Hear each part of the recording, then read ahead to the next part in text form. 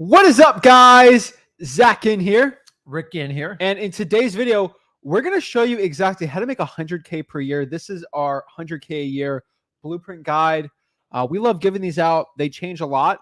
But the honest truth is we're here to help the people out in wholesaling real estate.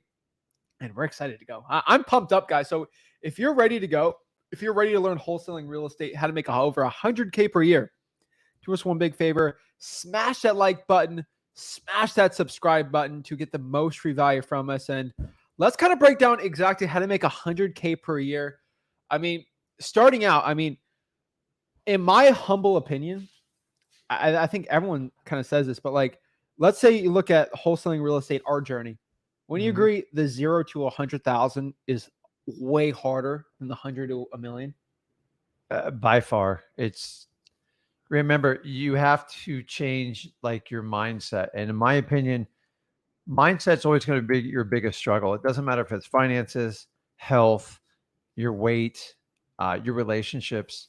Until you change this up here, it's not going to happen. So it actually took me about 2 years before my journey to really figure out the mindset to get into wholesaling. Meaning, a lot of people can agree on this stream right here, right now, is you've probably been thinking about something to change your life in the last year or two.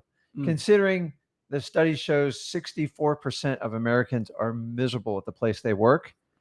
It's a natural thought. The question is, what vehicle fits it?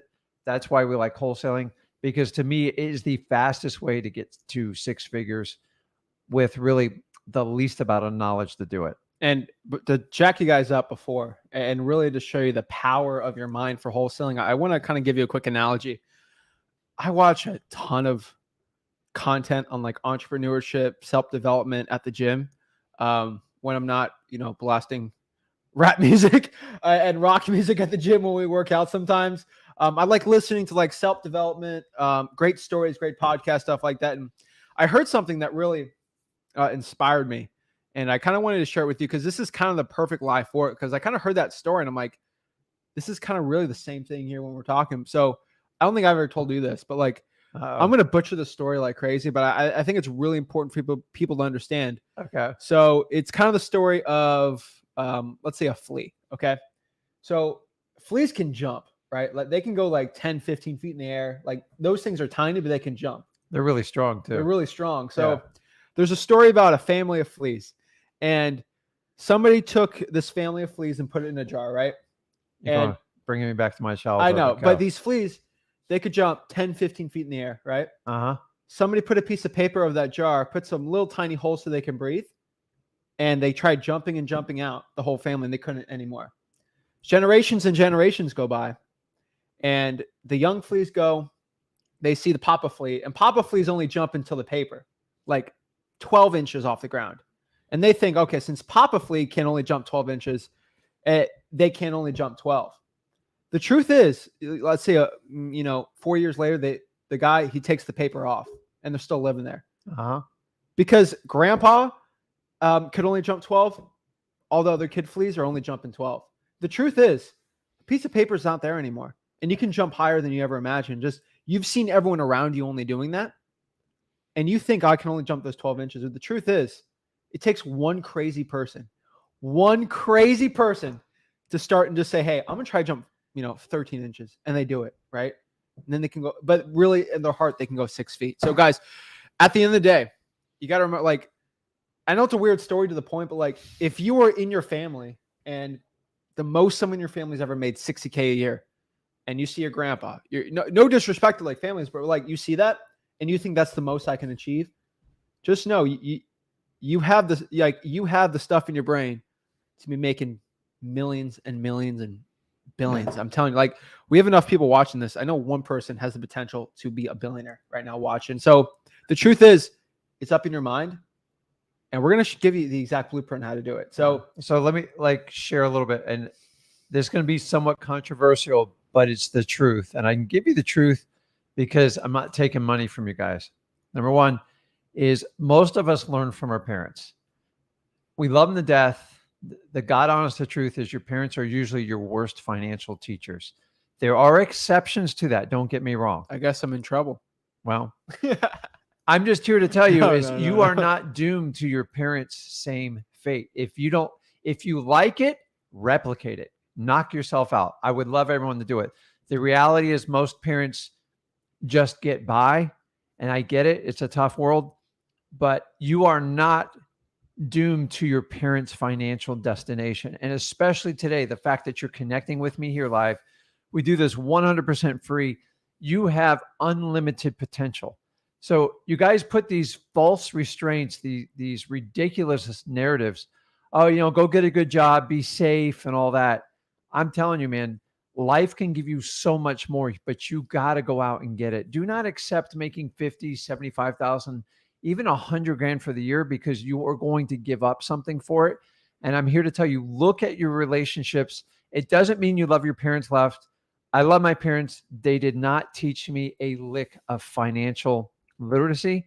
And it's up to you to find that out. And you're in the perfect spot to learn wholesaling here from like me and Zach. But you are not doomed to what your parents do. And unfortunately, 95% of the population do exactly what their parents do. Do a little experiment. Go out, talk to your friends, ask them what their parents do, see what they're doing it if they're 18 or higher, and see where they give you a result. That's it. So let's kind of get I want to get this intro going because I'm excited. I love hearing that song. But here's the one thing, like I'm telling you, like I'm jacked up right now because I know you guys' potential here. We got one question. I'm gonna show you this right now.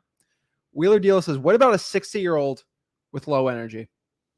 What do you say to that? I have one thing to say to that. Are you ready to know? I literally saw this question. I just popped this up. Let me share my screen real quick. What age was Colonel Sanders when he started KFC? 65 years old. He began franchising his chicken business with a $105 Social Security check.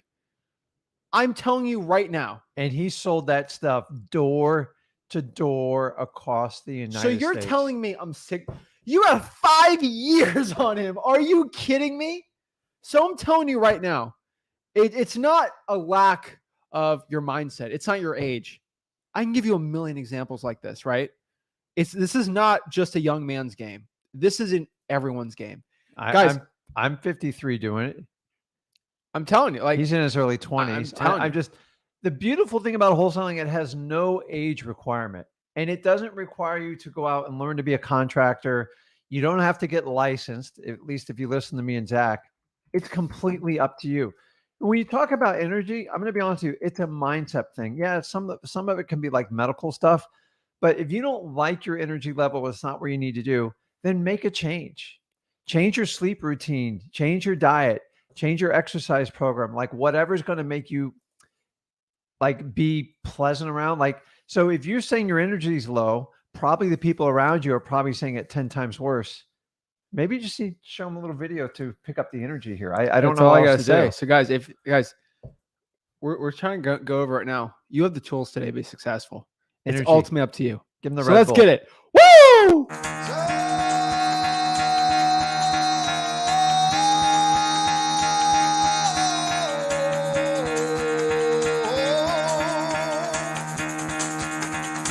Get the fuck out of bed, bitch. Go.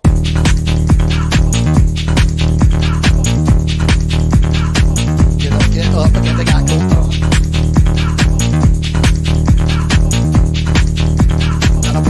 Time to wake up, bitch. Get up. Get up. Get up.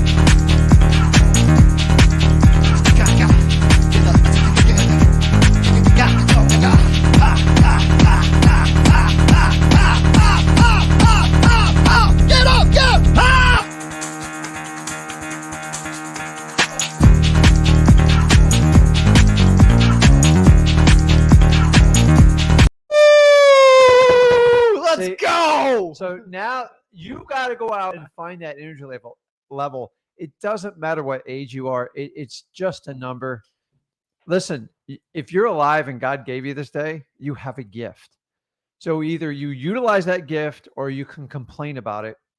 At the end of the day, it's completely up to you. I'm going to tell you this one thing too.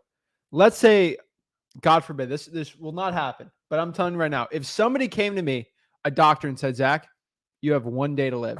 Right? And you live that day and you wake up the next day and you're alive. Do you think I'm going to wake up tired? I'm going to be so jacked up I have a chance of being alive again Yeah. And the thing is, we get that every single day. Tomorrow is not given. Every single day is a gift. And just being alive, like having the chance of being alive when you know there's probably someone your age that maybe they didn't get that lucky Well, today. here's a good perspective. There's a lot of people I personally know, and everybody on the stream, they didn't make it to 60. So when we complain about like our older age, it's a gift. And if you look at it from that, like you got the right more than other people got it. So you're alive. Like a lot of people pass away, terrible disease, accidents, stuff like that. Like look at every day when you wake up like it's a gift. Be grateful for what you have.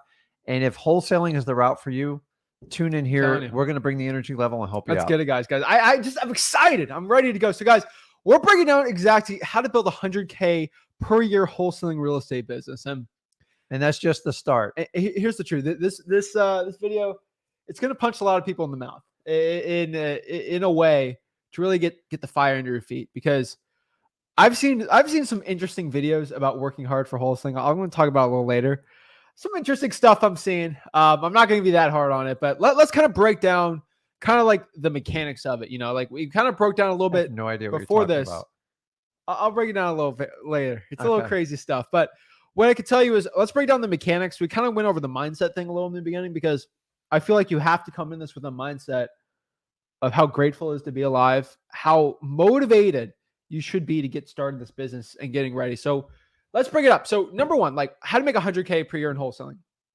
This is just, you do the math, right? We're going to David Goggins it. When David Goggins did the pull-up record, do you think he just thought about the motivation? I think he just stopped up on the bar and started pulling until he breaks it down. His fingers melted off the bar. He took a notepad. He's like, this many pull-ups divided by this many hours. He just did the math. Yeah. And when you do the math on like a very daunting, scary task, it gets so much easier. So what I'm telling you is just think of that, right? He just did the math, right? So you need to do the math. So you want to make 100K per year in wholesaling. On average, your assignment fee is going to be 10K. That is 10 deals a year, right? And you're going to find one whopper in there. So I assume you can get it done in 8. Guys, we closed $115,000 deal. We got the vlog. It's being edited pretty and stuff right now, but $115,000. We did that in one deal, and it takes people a year to do one deal that we did there. So I'm telling, because we do multiple deals per month. So it's like, what's the difference between me and you versus it's a mindset thing. It's a rapport building thing, but let's kind of break it. So 10 deals a year.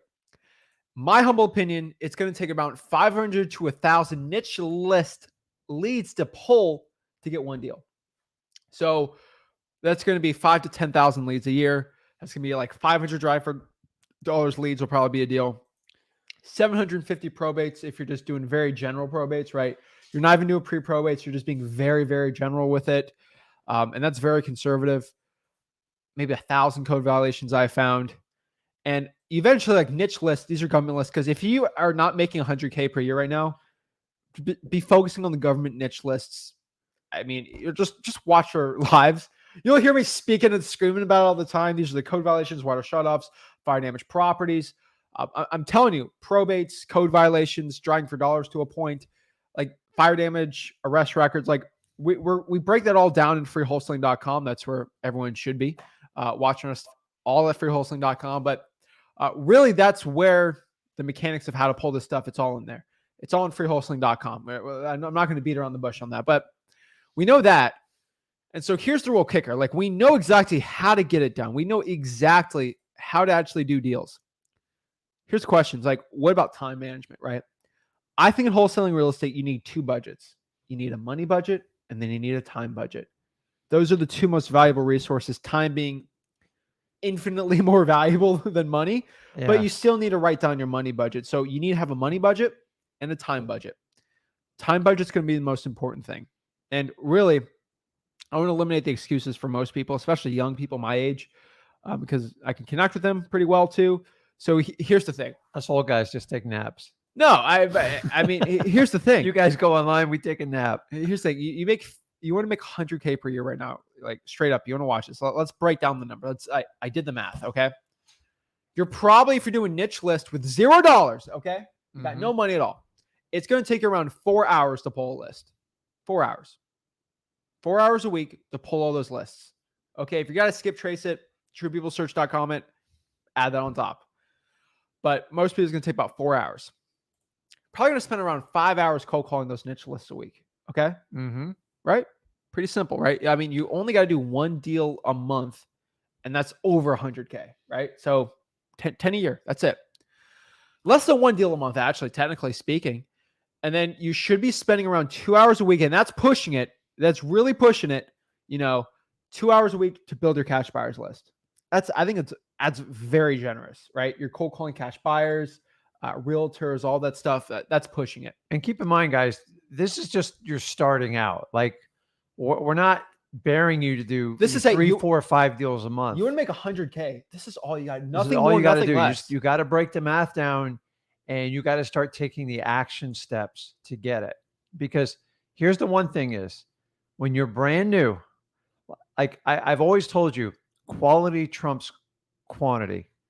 Except when you just start out in wholesaling, you don't really have a ton of experience. So you have to make up for the lack of experience. The best way to do is quantity. And what do I mean by that? The more opportunities you have, the more chance you're going to get a deal. As that progresses down the road, maybe after your first year, then you can switch and you can do more quality. And once you figure out quality, then you can blend quality and quantity, and amazing things will happen. But a lot of times we talk to people, we're doing the one-on-one. How many phone calls do you make today? I made 10. Dude, like I'm not going to use I'm going to use the Grant Cardone effect. Just 10x it. Because even if you do half of it, you're fine. Like honestly, it is a basic thing. So if you're making 10 phone calls, multiply it by 10. Okay. Do 100. You have to think huge because you don't have the experience. So I want you, when Zach's showing, we're going through all these lists and stuff, man, you have got to double down on getting the leads, because the more people you talk to, the better you're going to get at it. And then quality will come with experience. Then when you put quality and quantity together, the sky's the limit in wholesaling, in my opinion. And you find the balance of, remember, why did you get into wholesaling? If it's about having more free time and not trading your time for money, make sure you're accomplishing that task every single time. So I would say about 2 hours. I mean, more or less, that's what I'd probably say. And then about an hour networking a week you need for co-wholesaling, JVing, things like that. I would say about an hour a week, more or less. And this brings us back to the next part here. It's like, how much for acquisitions, right? I would say roughly about 2 hours a week on acquisitions if you're actually going on like a ton of appointments. And that's very conservative to a point, because, I mean, if this is your local market, it really shouldn't be that hard. But honestly, that's what I've seen. So we kind of do the math here. I kind of look at everything, and you add up the numbers. It's 14 hours a week to make 100K per year. And that is you doing it very efficiently. Now, you can do 60 hours a week if you want, right? Like, if you want to work harder. Because I kind of look at it like the way I did it, because, I mean, I had high school sports. I was literally taking full-time college classes at 16. So 17, 18. And I literally, and I worked a full-time job. So, like, I probably spent 15, 20 hours a week because I was doing bandit signs, so I didn't have to cold call. But, like, that's all I did. Guys, I want you to understand.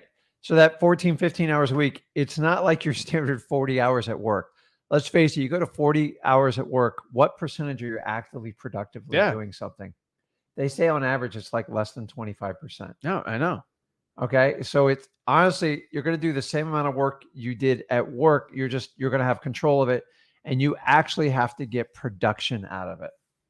I'm telling you. So like that, so 14 hours a week, that's all I'm telling you. So let's break down the truth for Americans, and let's break down the honest truth here. So I think, hold on, let's see if this is popping up here. So if we look here, on average, let me share my screen really quick on here. If we look on average, here we go. So this is for the youngins out here. So I want to share this. So if you look on the average amount, the average American spends on TikTok. Okay, I'm just saying TikTok. Okay, the average American spends around 5 to 10 hours a week, about 11%. So if I kind of like break down the stats on this, can everyone see the screen here? Let's make this bigger. All right. So if we make this bigger here, this stupid huge camera in the way. But if you look here, the average weekly time spent on TikTok, right? Most people spend less than an hour, which is 30%. But like the majority of Americans are spending over an hour a day on TikTok. Okay. I mean, hour a week. I'm telling you, like, this is an insane amount of time spent on TikTok, right? And if you kind of look at the average statistic, and we'll look at this here, Americans spend, this is Americans, 70-year-olds, 20-year-olds, right? They're spending on average, according to Forbes, 1,300 hours on social media a year. That's on average, right? We got that the doesn't stats even here. include TV, right? Doesn't even include TV, nothing. So 1,300 on Instagram, Facebook, all this, okay? So if we do the numbers here, the average American is spending 3.5 hours a day on social media, and that doesn't include Netflix, all the news channels, stuff like that. You're roughly 24.5 hours a week you are spending basically on, not calling it junk, because sometimes your family member might post a cute dog, so I get it. But like it's 24.5 hours a week you're spending on social media. Do you think there's 24.5 hours of important, pertinent content to your life that you need to be watching just to keep up with life in general? I don't think it is. So let's kind of, if you cut down social media to 1 hour a day, tell you right, an hour and a half a day, that's all you need. Guys, I do the math. just so here's a great experiment. Take a day or two, be brutally honest with yourself, take a notepad, and just record what your 24 hours goes to. This is even better. Are you ready? Just look at screen time. Look at screen time on your phone. I don't know how to do that. And it was, I'll look at your screen time. You want to pop it up live and we can go see it? I know my screen time. It ain't good, right? But like, I mean, I spend a lot of time posting on social medias and stuff. But like, the thing is, I guess you could use that. You could figure out your screen time. You figure out your TV time. Netflix, Instagram, and Facebook. How many hours you sleep. YouTube. And like, that's the thing. So now, I'm not telling you guys not to watch us on YouTube because this is great stuff. But like, I'm telling you, like, I'm talking about Instagram, Facebook, TikTok. If you're getting educational content, sure. Most of you guys aren't doing that, though. I'm just being straight up. Entertainment. So I do the math here, right? If you do 24.5 hours, which is 3.5 hours a day on average, minus off 14 hours, which is the hours you need to change your life, make 100K per year, right? That means if you literally just cut yourself off to an hour and a half a day on social media, which there's apps out there that will help you cut that off, I'm telling you, you will be able to make 100K per year in wholesaling if you follow the script and the game plan here. I'm not even asking you to stop.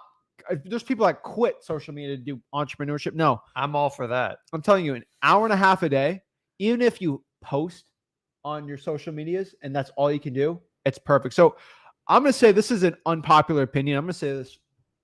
I'm going to get in trouble for saying this. Here's the thing. Go ahead, say it. People need to listen to this. I promise you right now, you will not miss anything significant in your friends or family life by spending more than 1 hour a day on social media. There's nothing that's like, okay, I get it. Your cousin Roxanne, she got engaged. Maybe it's 20 minutes maybe on social media, right? Like that's a big event, right? Mm-hmm. There's not there's not an hour a day of like stuff on social media you need to know outside of that. Because if you really want to, let's say you have a cousin Sally, you really want to know about her life, go call her while you're pulling a list, right? Kill two birds with one stone, right? So guys, I'll let you in a little secret here. Most of my life, I didn't have social media and I was just fine. Although I apologize for some of the stuff I did as a child, but I got along just fine with it and actually forced us to like deal with people. Now I look at like social media and I get it. I enjoy the convenience of it, but a lot of people try to replicate like life with it. All we're saying is if you just cut it back down, you already have the time built in. You just have to prioritize on what you're going to spend it on. And if you want to spend 4 hours a day on social media, that's fine.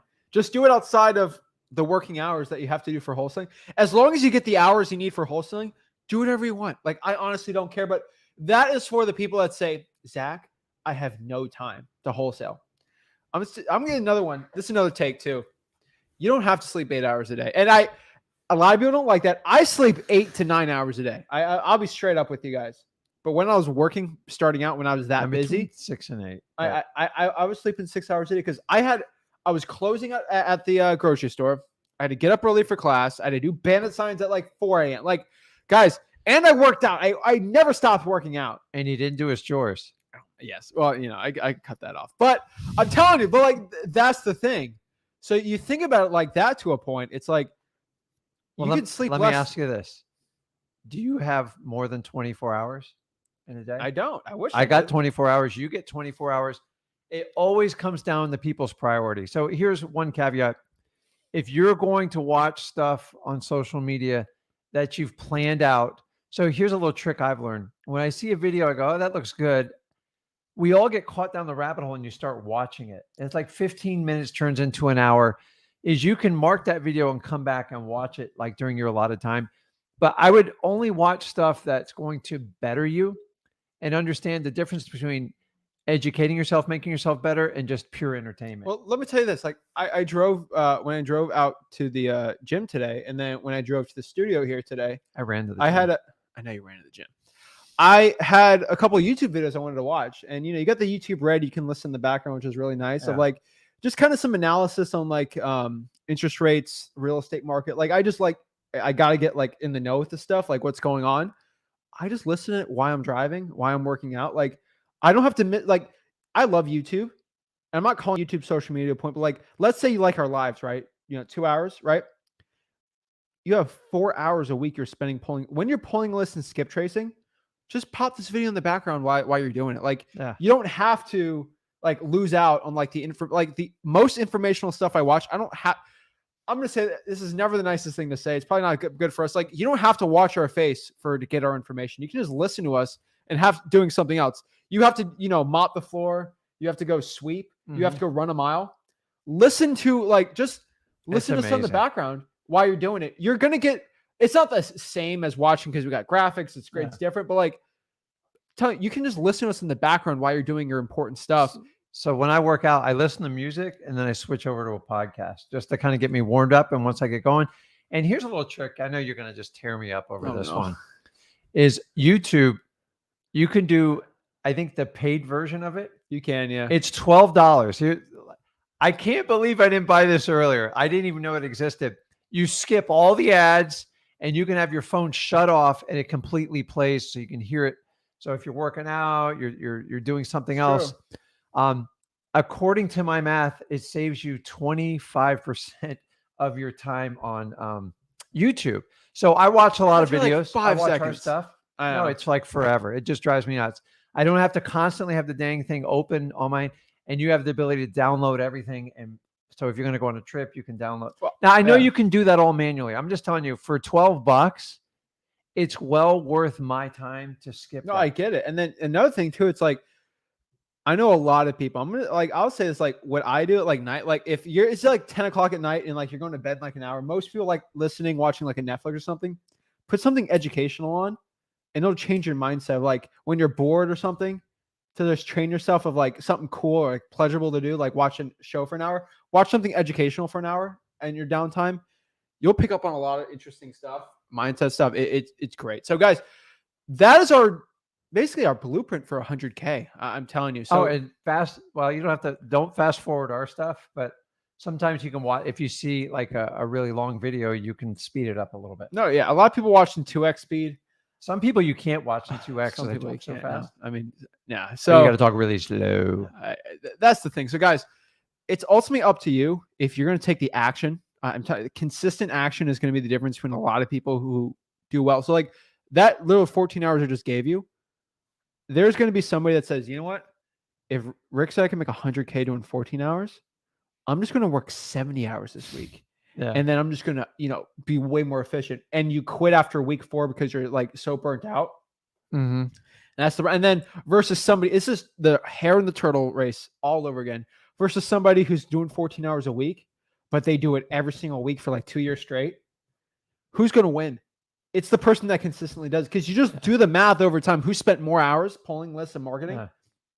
Right. So consistency is what rocks the most in wholesaling. I've watched so many people, so many incredible aspiring wholesalers come up, and they run it at hard. They run it at like it's a 40-yard dash, and then like a year or two, they're done. I'm telling you. So like Efren, for example, says, bro, I listen to you guys all on my shift. I put my ear pods on and put your videos on repeat. Like legit, like when I was mopping floors at the grocery store, like I was doing that stuff all the time. Mostly Gary Vee stuff. But like when I was getting up at 4 a.m. to do bandit signs, I just had Gary Vee in my ear, like on my AirPods listening to it. Like I'm telling you, like that, like guys, like you don't have to like, I hate saying it, like you don't have to sit down and watch us. You can just listen to us too. But like, that's another thing. You just understand that too. And if you feel real defeated, like you can't get out of bed or do anything, do it like Lisa Marie does and get a David Goggins. Just get it. Actually, just go on YouTube and look up David Goggins. I just find him extremely interesting. I don't agree with everything he does. I think sometimes you do have to listen to your body, but like whenever like I feel like not doing something, I pop in like one of his videos and it's like it's done immediately.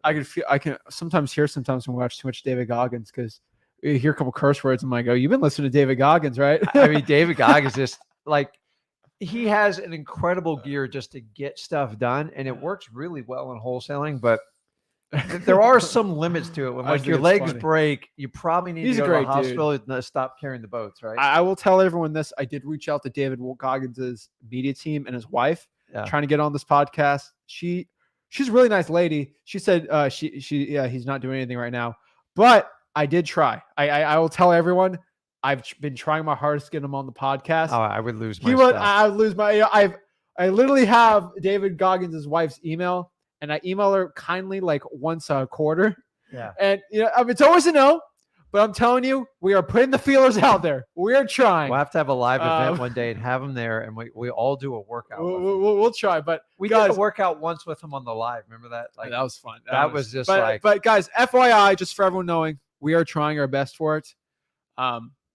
It's not in the works this quarter, but we'll see. But guys, read his book out there. It's a good book. It's a good one. You can do on audio is even better, and that's something. If you're missing the motivation, you don't understand how to do it. Using tools like that, you guys know how I feel about Tony Robbins, an amazing communicator.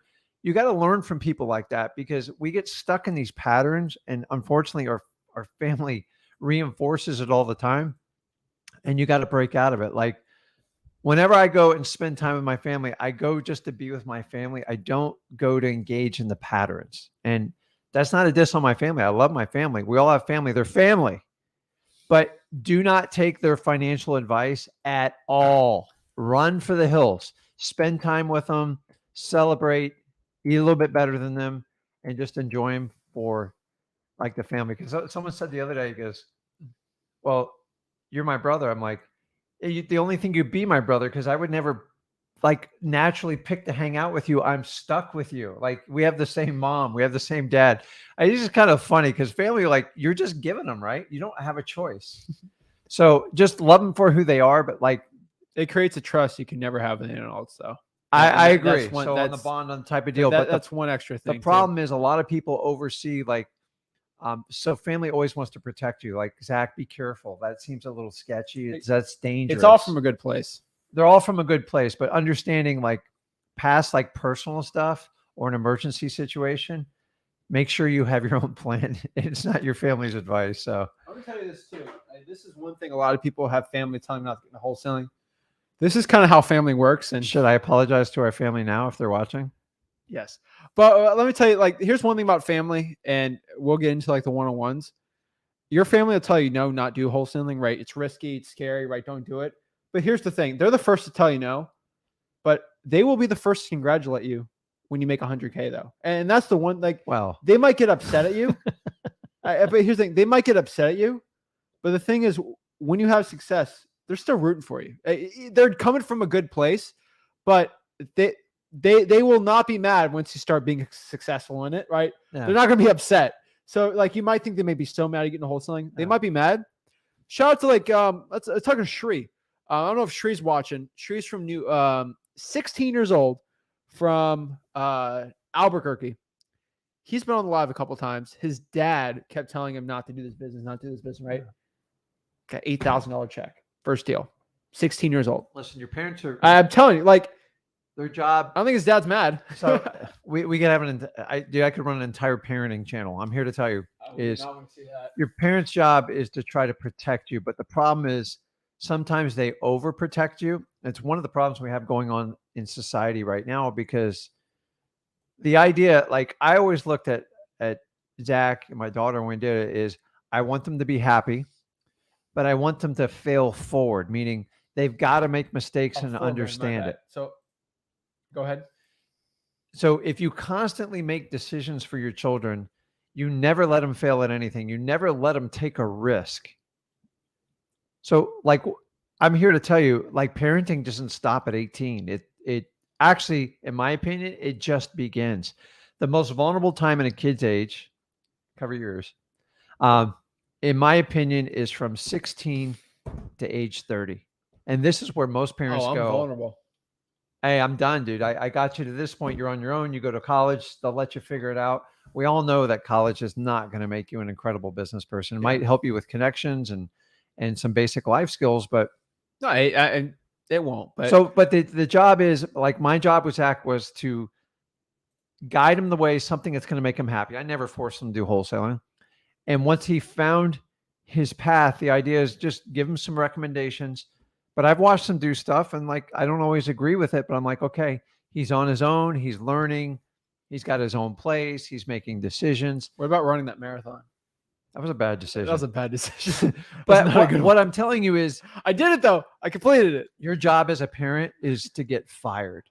And I don't mean that you're dissociate with your kids. The idea is to get them up on their own and make them a productive member of society. Now, I don't stop there. I think that's ridiculous. I don't want him to just like get by, get a job, like get your 401k. I want him to completely thrive, because if I made the decision to do wholesaling when I was his age, what this kid has ahead of him is absolutely amazing. I went through the hard school knocks of life and I didn't have the information. My parents didn't give me the skills, and I didn't wake up till I was 33. So if this video helps you out at all, I'm here to tell you, you don't have to disrespect your parents, but the traditional route of just doing college and think that's going to get you in this world, I'm telling you right now, it's not.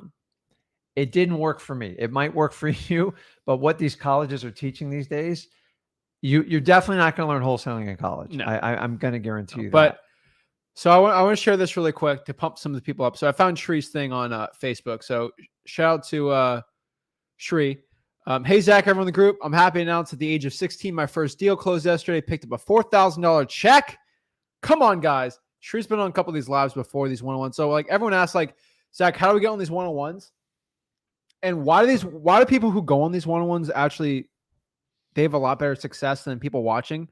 Because they get to talk to us one-on-one, and we actually get to pick their business apart in the nicest way possible. And we get to say the truth to these people. Yeah, we get to the point for them. So you think, like, you see Shree here, like, how is he able at 16 to get free coaching from us, right? Like, actually get free mentorship from us, right? Like, how is that even possible? Guess what we did? You just got to, like, where did he post this, huh? Do you see me posting this everywhere? He posted this in Wholesaling Houses for Real. All you guys got to do. So shout out to Shree. That was a cool check right there. Looked him up. But all you got to do is go to Wholesaling Houses for Real. Let's go to, there we go. Wholesaling Houses for Real. Let me share the screen real quick. Wholesaling Houses for Real. It is the largest, fastest growing Facebook mastermind group, whatever. Weekly call link. If you hop on, talk to me one-on-one for free. Guess what? It's right here in the announcements. All you got to do is go to the group. Let me copy it, put it in the chat for everyone. If you want to join, talk to me one-on-one. We're ready to go. All of our lives. People post checks, guys. It's a huge mastermind community. I'm telling you, you got a question. We have almost 40,000 people in there. There's a lot of really good people in there. And I'm telling you, it's great. So guys, everyone gets asked, how do you get those one-on-ones? What happens when you go to one-on-one with us? Like, you get a lot of great stuff and you become successful. And obviously not everyone who goes to a one-on-one with us gets successful, but I'm just telling you, like, honestly, like, if you want to be successful, why would you not take a free one-on-one call with us, right? I would take it all. I would call myself. And I'm telling you, so we've kind of changed it a little where we only did Thursdays. We have so many people wanting these one-on-ones. And the cool part about the one-on-ones, like when someone has a question, someone watching has the same question. Maybe they're too scared to ask. So we're doing it on Wednesdays and Thursdays now on top of talking to people here. So we're going to talk to people one-on-one. We're going to take one quick question on here. I wanted to just kind of break this down from Dwayne, and then we'll get into the one-on-ones. So Dwayne says this question, and this is something that doesn't irk me, but I think it's pretty important to talk about. Dwayne says, can we replace the cold calling with another form of marketing? Does the amount of time per week change? So Dwayne, you have to ask yourself this question. Why do you not want to cold call? And I know we're Americans, right? I love America. It is the greatest country on the earth. But like us as Americans, we want things done for us quicker, faster, and more easier, more convenient, right? I agree. Right? Like that's what we want, right? We want, bigger soda cans. We want things that are a lot easier. We want cars that are faster.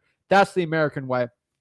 The truth is, we want everything that's simple for us, right? And yeah, because I don't know what happened there. But like when you look at wholesaling, it's like, how can I do that easier, right? I don't want to cold call. Like I'm done. Bro, if you don't want to cold call 5 hours per week, and I know, and you want to take the easy route, I'm telling you, cold calling is going to give you so much more skills talking to sellers. And it's literally like training, and you're talking to sellers. It's a win-win. You got to ask yourself why, because if you're already asking yourself what's the easier shortcut, you might not be cut out for this. Dwayne, like think about why you're asking that question. I never did cold calling, Dwayne. You know why? Because I kind of hate it. But I wasn't the type. Now I can knock on anyone's door. I'm not a phone guy. This kid could call all day, all night, all long. If you come down to the business part of it, cold calling hands down is the most efficient one and the most scalable. Yeah. Maybe text after that. But if you don't want to do that, you got to be willing to pay the price to do direct mail and some other stuff. Yeah. If you don't want to do direct mail, do SMS, do RVM if you want. Door knock. I mean, you got to door knock. Don't pick something that you know that you're going to fail at, because you're going to fail. Everyone wants to know, how do I do the cold calling without paying for the cold calling, or doing the work? Guys, either you pay with your time or you pay with your money. I'm telling you, if you do the SMS, just understand you're at a huge disadvantage over the person that's cold calling, because they're gaining skills talking to sellers live. Let me give the dirty secret on cold calling. Oh no, I'm just going to tell you right now. If you don't figure out, especially as a one-man or woman army in wholesaling, if you don't figure out how to cold call, meaning you don't go through the trial and error, you don't make, in my opinion, at least 10,000 cold calls, you have no ability to hire someone to do it or train them or manage them. You know why? You know how many cold calling people I've hired that have promised me the world?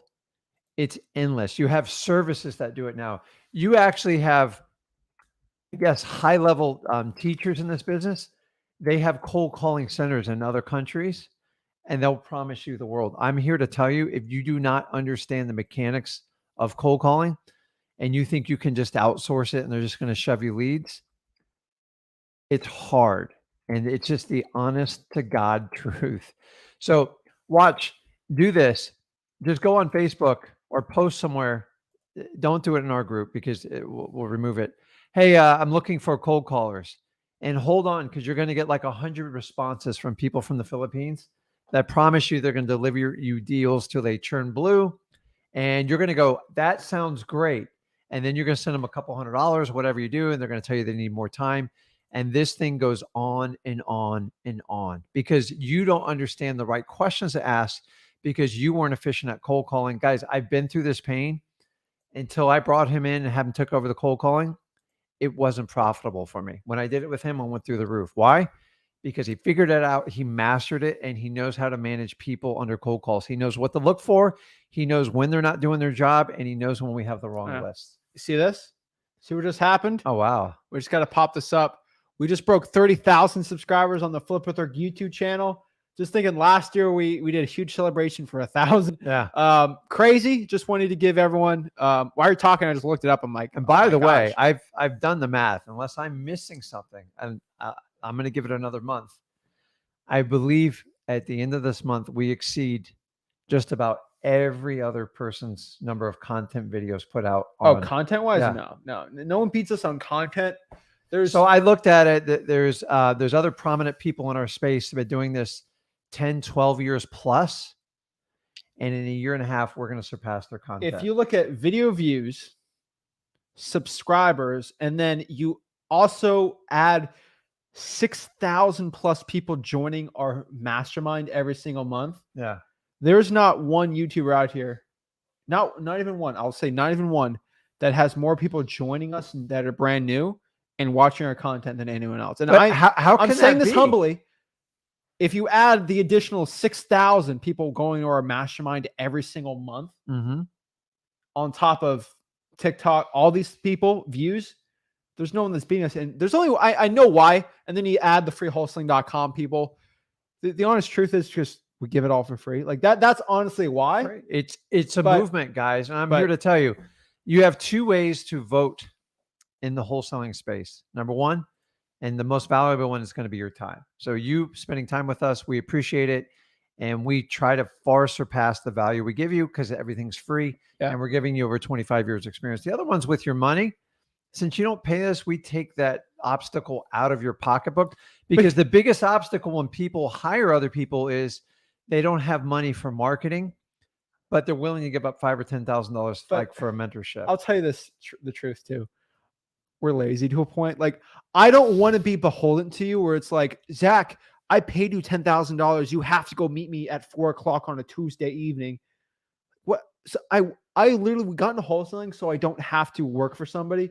When someone gives us $5,000 and I have to do a mastermind coaching call with you, that's the same thing as a job to a point, right? Like, well, here's the problem is if you're teaching everyone to not trade your time for money, but then you're sitting on 30, 40 hours of Zoom calls. People brag about doing 40 hours a week worth of Zoom calls. I'm like, that's a 40-hour-a-week job. Well, I mean, they get paid nicely for it, but it's still, at the end of the day, remember, I always focus on your why, your why of wholesaling. My why is completely for freedom. And the way that we can connect and do this, I'm telling you, most of the courses being taught are on a 20 to 25-year-old business model. And I think everybody on this stream can agree. There's not one person in wholesaling that can answer this question besides us, truthfully, in our hearts. Are you ready? Go ahead. This is the one question that stoops every single YouTuber in wholesaling. Ready? Yeah. Zach, if you're making so much money in wholesaling, why do you have to charge a course for it? Every single YouTuber, their throats choke up. Yeah. They get a little worried. And it's a quick, like, because I'm doing a disservice. I'm doing this. Guys, at the end of the day, there's only two people in this space that can truthfully say it in their hearts. It's I don't sell a course. Yeah, like I ask yourself that one question. Why, out of hundreds of people out here, there's only two people that can legitimately answer that question? It's kind of weird, right? It's crazy. But it's, as I said, remember when we first got the cell phone, man, I fought it. Like I fought it for 3 years. And then when the internet came on, we all go, oh, that's a fad, right? And now the internet's got us to this point where, and guys, how we can connect on streams like this, and we can constantly interact. Guys, the world has changed. When I started out wholesaling, I couldn't even figure out, I had to get on a plane to go figure out, I had to go meet and shake people's hands. I spent thousands of hours. And the fact that you can hop on the channel like this, connect with me and Zach, blows me away. And I'm telling you, things have to change for the better. You know something that's blown me away too? We started this YouTube channel just because I was recording me. It was only me because I was just recording my phone of me flipping houses at like 18 years old, making like 40K a deal, just trying to show people like what I did. Yeah. Because I thought it was cool watching me on the process of flipping a house, right? Because it was kind of a hobby. To basically to the point now where I was 21 and we got pitched to do a TV show on a major network. Like it was just like, that's kind of the journey that I went to. It's like, and then we say no, because they're like, well, we need to control what you say in your lives. I'm like, don't control it. No. Well, that's like, the only difference is we're always going to stick to what we do as wholesaling. But isn't it crazy that evolution? It's like, I'm just talking about flipping a house on my phone at 18. And like, I'm getting pitched all the way to do shows, you and me. I just think people like the diversity. I went and did the traditional hard school training of wholesaling. And then you got more of a kind of a formal education and me working next to you. And we have different ways of doing stuff, which makes it great. And if you ever have a chance of bringing in a spouse or a business partner, maybe one person's strong on the phone and one person's strong, like doing transaction coordinating, that's when it gets like a whole lot of fun. Yeah. But I love this business. And honestly, I think times have changed so much. Information is so out there. And guys, I already told you, there's no secrets in wholesaling. Everybody tells you I've got the secret pattern. You know how I feel about that. Let's move on. Let's talk about it. So guys, at the end of the day, we hit 30K. Thank you guys so much.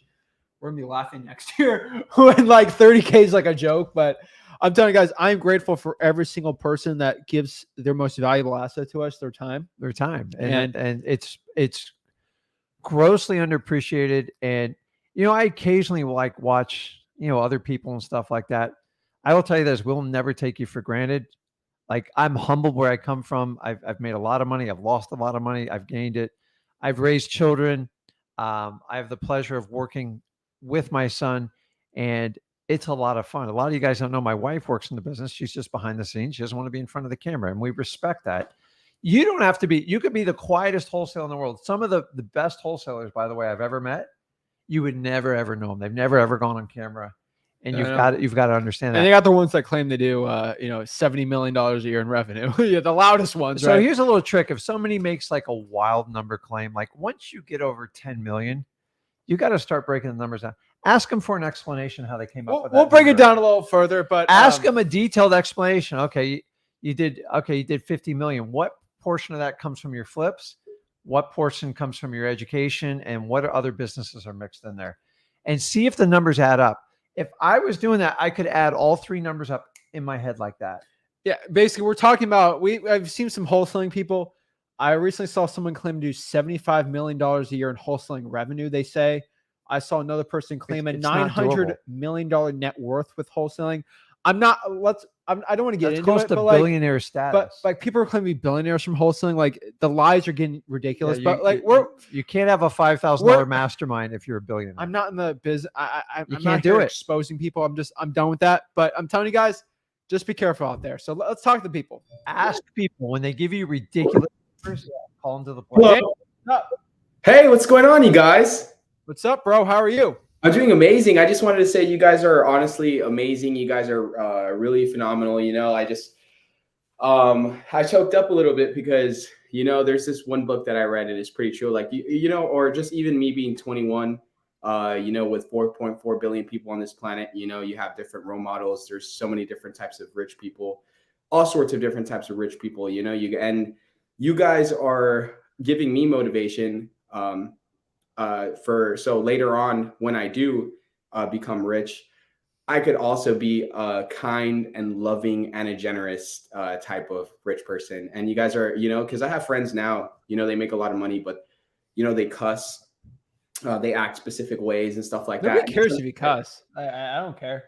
Just cuss off the camera. Yeah, sometimes I get a little hypnotized, and I'm like, oh, well, if they do it, then I should do that and whatever. And I really had a father who was not financially successful, and he was not a great role model. So welcome to my world.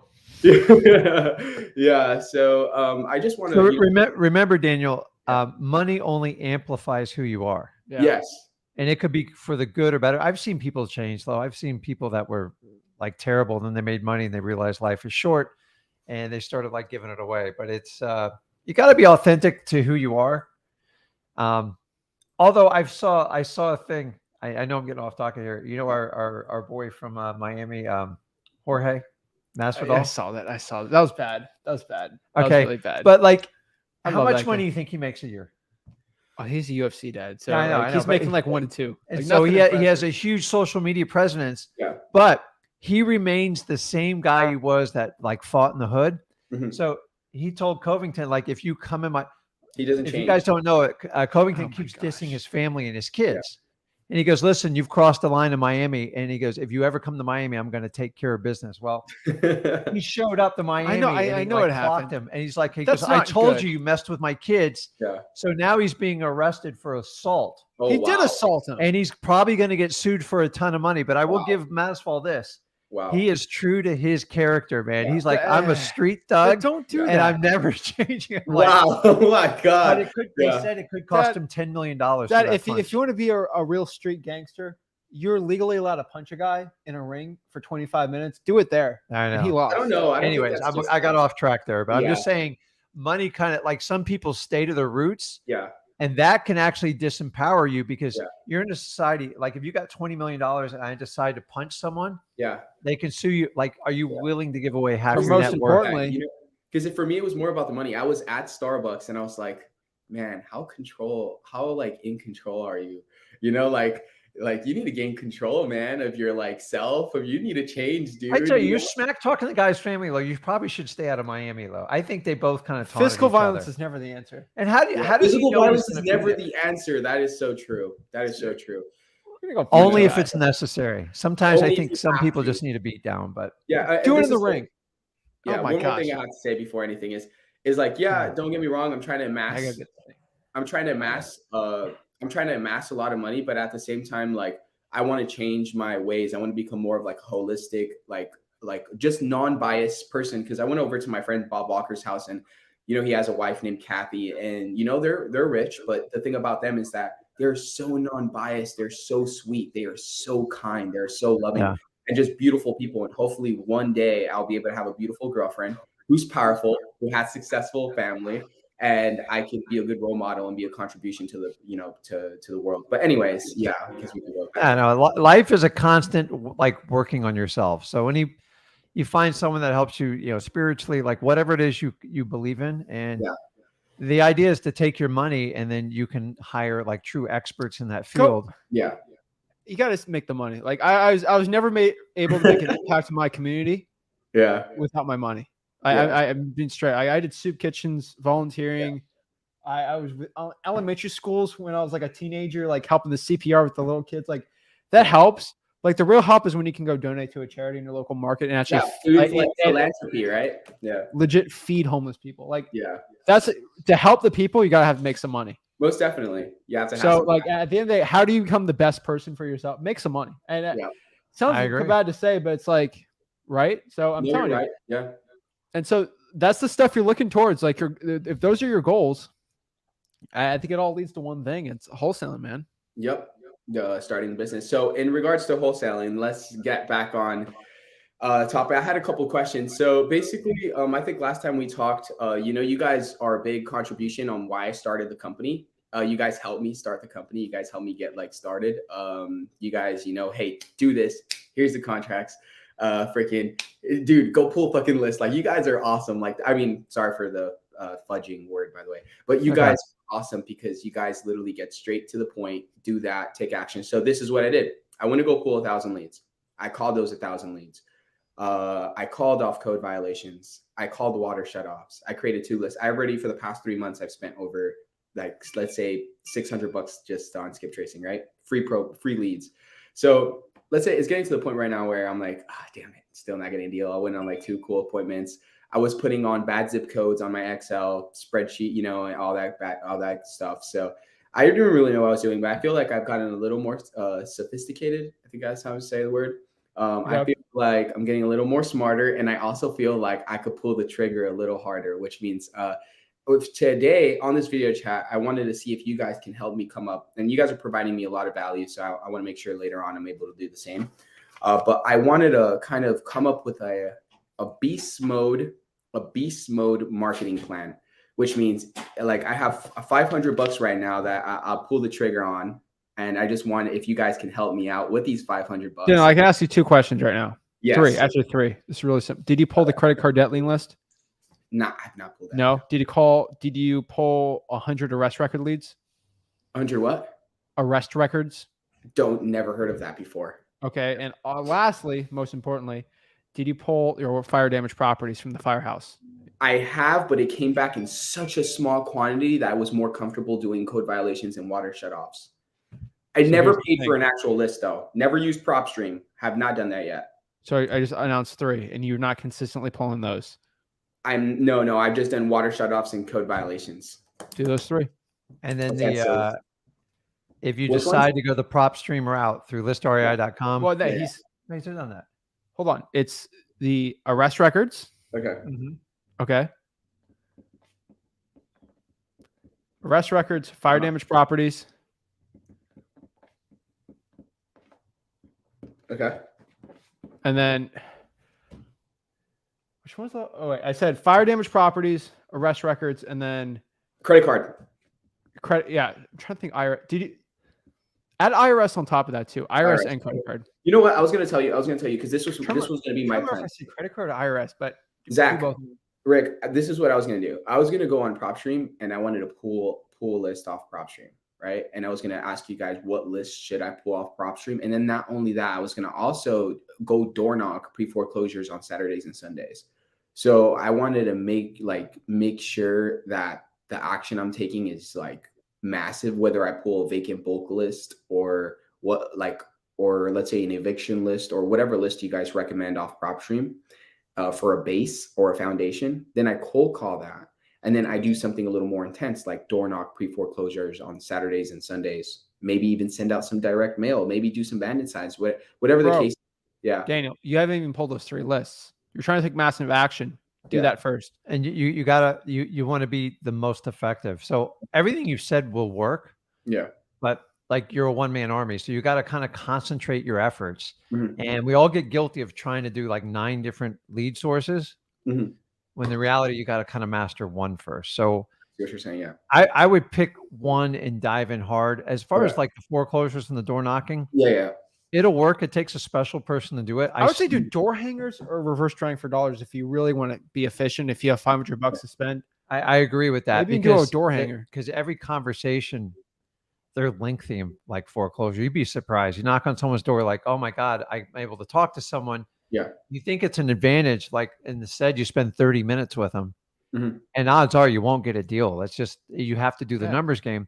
Mm-hmm. 30 minutes every door that gets answered will eat your time alive. The reverse driving for dollars, where you stick the little sticky note on the pre-foreclosure or foreclosure door, highly effective. It's fast because you don't have to get in a 20-30 minute conversation with people that don't work with you.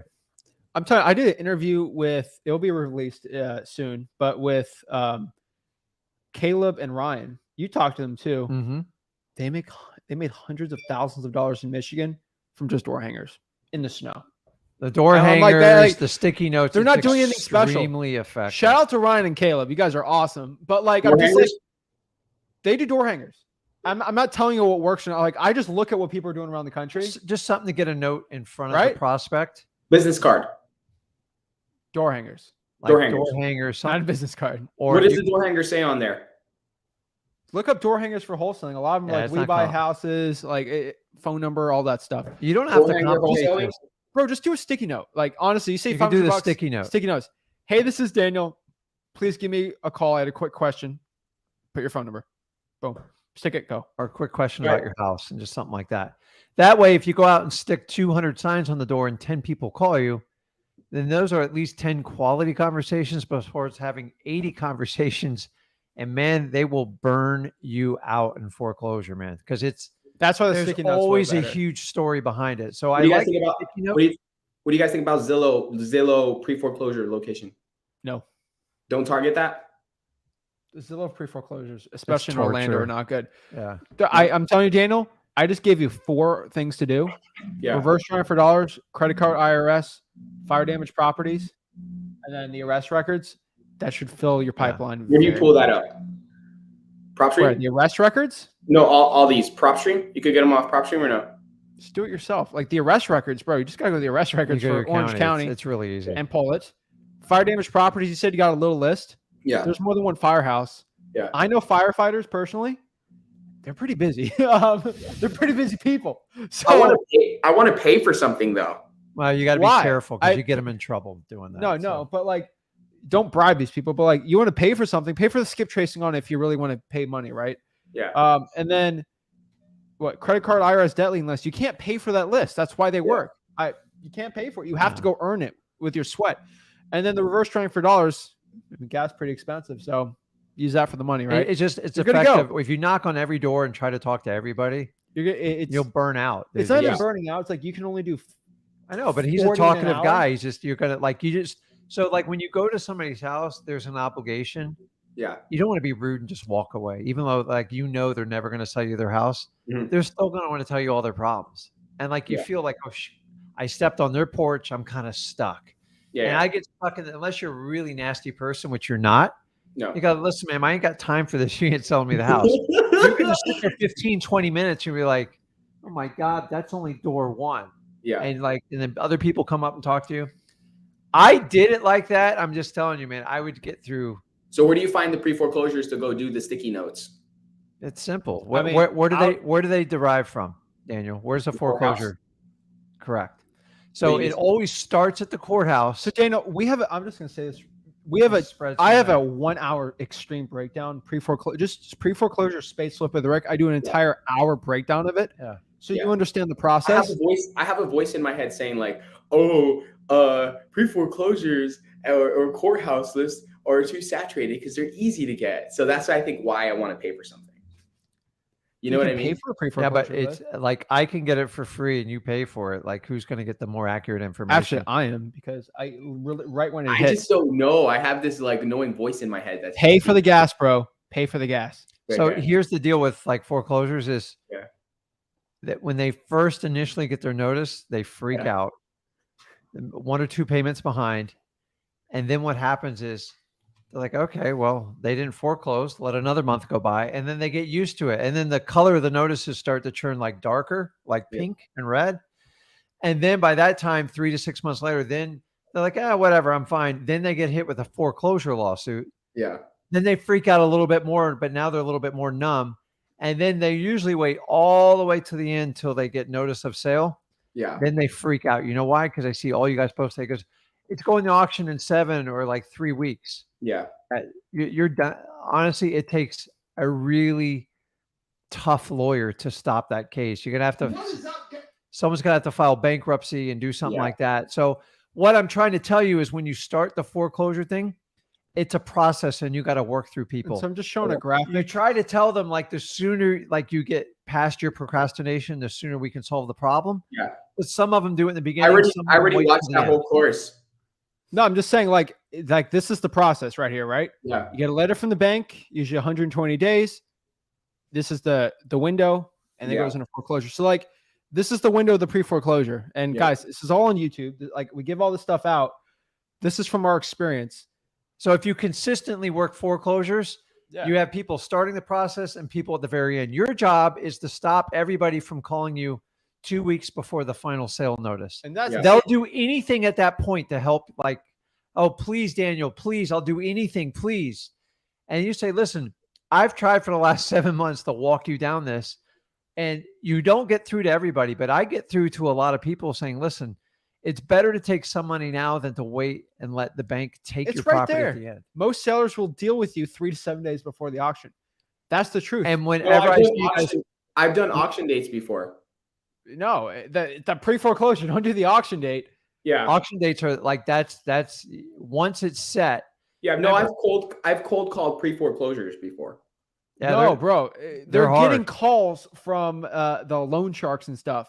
Yeah. Literally, this way, once data said it's a lot harder to save a deal. Like if you do the reverse drawing for dollars on the pre-foreclosures, it's going to be better than cold calling it. The sooner you catch it, the more services you can offer to them at the very end, unless you're coming in with a big pile of cash and a lawyer willing to pay $5,000 up front. It's not always that much, but so the typical stall method to avoid the sale date is the seller has to file for bankruptcy. And there's laws for that. If you file a fake bankruptcy, then it can go after them fraud. You want to be the guy to tell them to, file bankruptcy. I'll help you out. It can't come from you. It's not ethical. It's illegal. And you're telling them to commit fraud. Either you qualify for bankruptcy just because you can't afford your mortgage doesn't qualify you for bankruptcy. A lot of people. Zach, would you say that whether I pull these 4 lists or whether I even go towards another list like vacant bulk or whatever the case is, the person that takes action and actually pulls a massive list and actually cold calls that list and repetitive and then with the next strategy over and over again would become successful, yes or no? Consistent action, yes. Yeah. Unless for a list, you'll be fine. You have to be ridiculous. The problem is you're coming to me and you're saying, I'm not getting any deals. I literally ask you, did you pull these 3 lists consistently? Say no. I'm like, well, go do it. I don't know the truth. That could be a list that could fail, could not. But I'm telling you, those are ones that I found a lot of success in the state of Florida. Yeah. And you're not consistently pulling them. And so that's what I'm telling you to do. You're in Orange County, Orlando. It ain't the most, it ain't the easiest market in the world, but it ain't the hardest. It's not the hardest. So it's like, well, that's the one that's niche enough where I think if you consistently pull it, you'll do fine. Okay. So can I do this 1 second? And I'll do a second. I will do the strategy second. All right, what's one? One is going to be like, I can make money. I have money, right? So that's not a problem. I just want to blow this like on PropStream. Okay. For some reason, I have an itch to blow it on PropStream. So I was wondering like Sure. what list should I pull off PropStream? And I'll I pull mean, like tired landlord, like and if that doesn't work out, then I'll go to this strategy. And if this strategy don't work out, I'll come back and do another all right, strategy. Daniel. Like honestly, if you legit want to go after it, do a vacant absentee owner, or like a high or I wouldn't high even worry equity about one, absentee owner. high equity vacant, and just cold call that list. Listen, I tell everybody, if you just stick to high equity and consistently do it. Orlando's kind of a little big, Orange County, so I would have to add another factor on there. Well, he can raise the $500 though, so he only has 300 after the PropStream payment, right? No, 400. Well, what's the $500 for? He has 500 in his hand. I don't know. He wants to spend So it. do you have a PropStream account? I just fixed it, so I just have to pay 100, so I can pull up to 10,000 leads, right? Okay. Yeah. So do me a favor, register it through listrei.com. Okay. That would be thanking us for it. And then you do whatever you want. You get 10,000 leads a month. So like that covers you $97 every month. And so if you want to pull, say 20,000, see if you can handle 10,000 first, because it's a lot. It's 10,000? a lot more. It comes every 30 days. You get every 30 days you can pull it. What's that? I was going to do 1,000 at a time. How long does it take to organize 1,000 leads? Listen to me. Your $97 membership with us, you get 10,000 leads a month. Yeah. So take your $500 and set it away. Take out $97 of it. Yeah.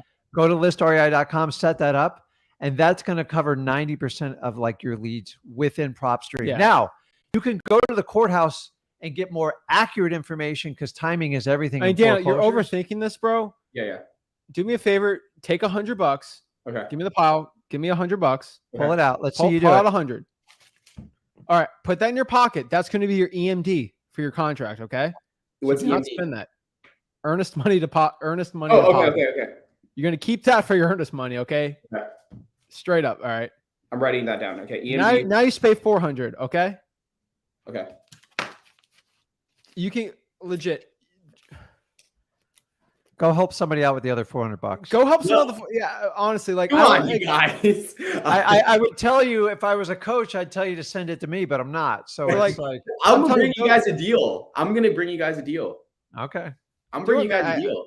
I'm bringing you guys a deal. If I make 20K, you can spend money on a list. I don't like it. Doesn't matter. Or just pull a list of vacant with high equity and cold call that list. And if you want to pay for something, and then come back. Like because one of the strategies in the when you get more advanced, you can pull a high equity list, figure out what your filters are. If there's too many, I get 10,000, and then remember you got to pull it and skip trace it. So set some money aside for that. That's 200. And then if you want to do a more advanced strategy, then the month after you can mail to that list, and you can put a constant rotation in. It makes life simple. Yeah. Cold calling, mail. Cold calling. You don't have to do that in the beginning. A lot of people just start out cold calling, the reverse driving for dollars with the foreclosures. You have two options right now. You can pull a PropStream list and then cold call that, or you spend $400 of gas money and you drive for dollars. I'll do the first option. Then do the first option. Like So okay, you said vacant high equity. Sure. Yeah. So vacant high equity.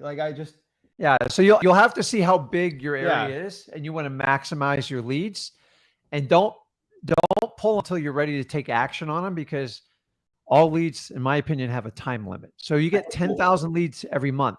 Yeah. You need to come up with a marketing budget that gives you 120,000 leads. You got to figure the best way. Once you pull that lead, you can skip trace it, you can call it, you can mail it, you can door knock it, you can do anything you want. Okay. But these PropStreams, 12 cents. They'll give you around 3,333 leads to cold call. So that will be plenty for you. 3,000? Yes. If you use PropStream's 12 cent skip tracing. PropStream? Oh, it's $200 per 1,000 on batch leads, I think. Skip tracing? Well, you got one-off skip tracing, right? I've skip traced like off batch leads. It's freaking amazing. It was $200 for 1,000 records. Okay. Should I, if I get 10,000, just do 1,000 at a time, right? Skip tracing is 12 cents on props. Yeah, it's right here. Skip tracing with the DNC flagging is 12 cents. Yeah. Is that for the additional leads? Yeah, it's 12 cents. Whatever one you want, whatever one it works out to. Listen, at the end of the day, they're all yeah. They're all pulling it from the same place. Like I don't think you get. Sometimes their services are a little bit better with some companies, but like you're on a budget. The idea is to try to spend to get a return. But yeah, PropStream might have changed since last time. I'll just share pop up my screen. It's Rick. It's 12 cents. It's right here. Oh, okay. Oops. So you get phone and email. So just use that one. 12 cents. Or Zach, both of you guys, should I do what's it called? Like if I get 10,000, I could get that whole 10,000 done in a month. Well, you need to skip trace. So that's like, how many times are you skip tracing that? That's like $200 per 1,000. So what if I just do 1,000 at a time until I run out of money for skip tracing? And then I just. Who's your $200 for 1,000? This would be new to me. Really? What's that? Is that 20 cents or? Wait, 1,000? Wait, times 0.2. That's 20 cents. Yeah, PropStream's 12 cents, dude. That's cheaper. Dude, skip tracing gets cheaper and cheaper every 3 months. 12 cents is cheaper than the 200. Okay, I'll use PropStream then. It's fine. Yeah, 12. That'll give you 3,333, and then cold call that list. That's like a 40%. So that's your option. Go do it. So, for 3,000, I can skip trade. I'll pay like $200. So it's like I skip trade. You got to do the math on this. Yeah. I'll do the math. Yeah, it doesn't matter. Yeah, you get 10,000 leads. You figure out the 12-cent skip tracing. Here's the key: what you have to do. Okay. We're not here to give we'll give you guidance. Yeah. But when Zach tells you to pull 3 lists, if you want to take it, take it. If not, I get it. You have to be. So many people try to. I could be proven wrong. This could be a $400,000 deal. I could be wrong. Yeah, but sometimes people try to go. Like I got a feeling you know what you want to do, Daniel. You're just looking for like our consent on it. I'm here to tell you, wholesaling's not. It's not really glamorous like the work that's done it. And this is what none of the coaching or the programs will tell you. The key difference between you, me, and Zach right now is we're extremely consistent. We have all our budgeting laid out for the year. We know exactly what we're going to do. We look at it every month and we fix it. And here's a secret, Daniel. Sometimes I have lists, I get 0 off of them. But guess what? I keep at it. Eventually they hit. Yeah. The worst thing you can do is go in once, it doesn't work, and you go, I'm never doing that again. I'm not a quitter. That's like riding a bike. You fall down once, and you're like, I'm never doing that again. Daniel, forever. You have the 2 options. Yeah. Do it. We laid it in front of you. Okay. Go do it and get back with us and let us know how it works. Okay. So got this. Okay. Wait, I have one more. So what about with the rest of like the 10,000 leads? I just leave that alone if I can't pay for the skip tracing, correct? No. Yeah. Start with that, but like backup list. The pre-probates is a good wide open shot on pre-foreclosure listed doorknock.com, and then the other one of the vacants. Pre-foreclosure listed door knock. That's what I'd say. Pre-foreclosure listed door knock? Like to leave the sticky notes too, right? Yeah, for the additional ones. Okay, so I have these 3 strategies right now for marketing a go beast mode. I have vacant high equity, cold call that list, and then send direct mail if possible to that list after you're done cold calling it like 2 or 3 times. And then right after that, we're gonna pull a list off PropStream pre-foreclosures, correct? And then we're gonna go reverse driving for dollars on that list, which means like leaving the sticky notes for callbacks, all day, Saturdays and Sundays, all day, like from 9 to 9, and leaving sticky notes. And then basically what we're also gonna do after those 2 strategies, we're gonna do 1 by 1 methodically. So 1, right, until that's done. 2nd, until that's done. Then the 3rd one is going to be arrest records, fire damage, credit card lists, and IRS liens. And we're going to do that. Okay. You got it. That's a lot of stuff. Pick 1 or 2 and like go deep on it. I'm saying first one first, and then yes, the second. methodically, yes. You're good. Once until done, once until done, once until done. Sounds good. And then if none of those 3 work, I'll be back here for another. All right. 3 more. We'll see you, Daniel. You got it, man. Just be consistent. Thank you, guys. Perfect. Good job, Daniel. Keep it up. So that's all I got to say. Like, hey, we can tell you something to do.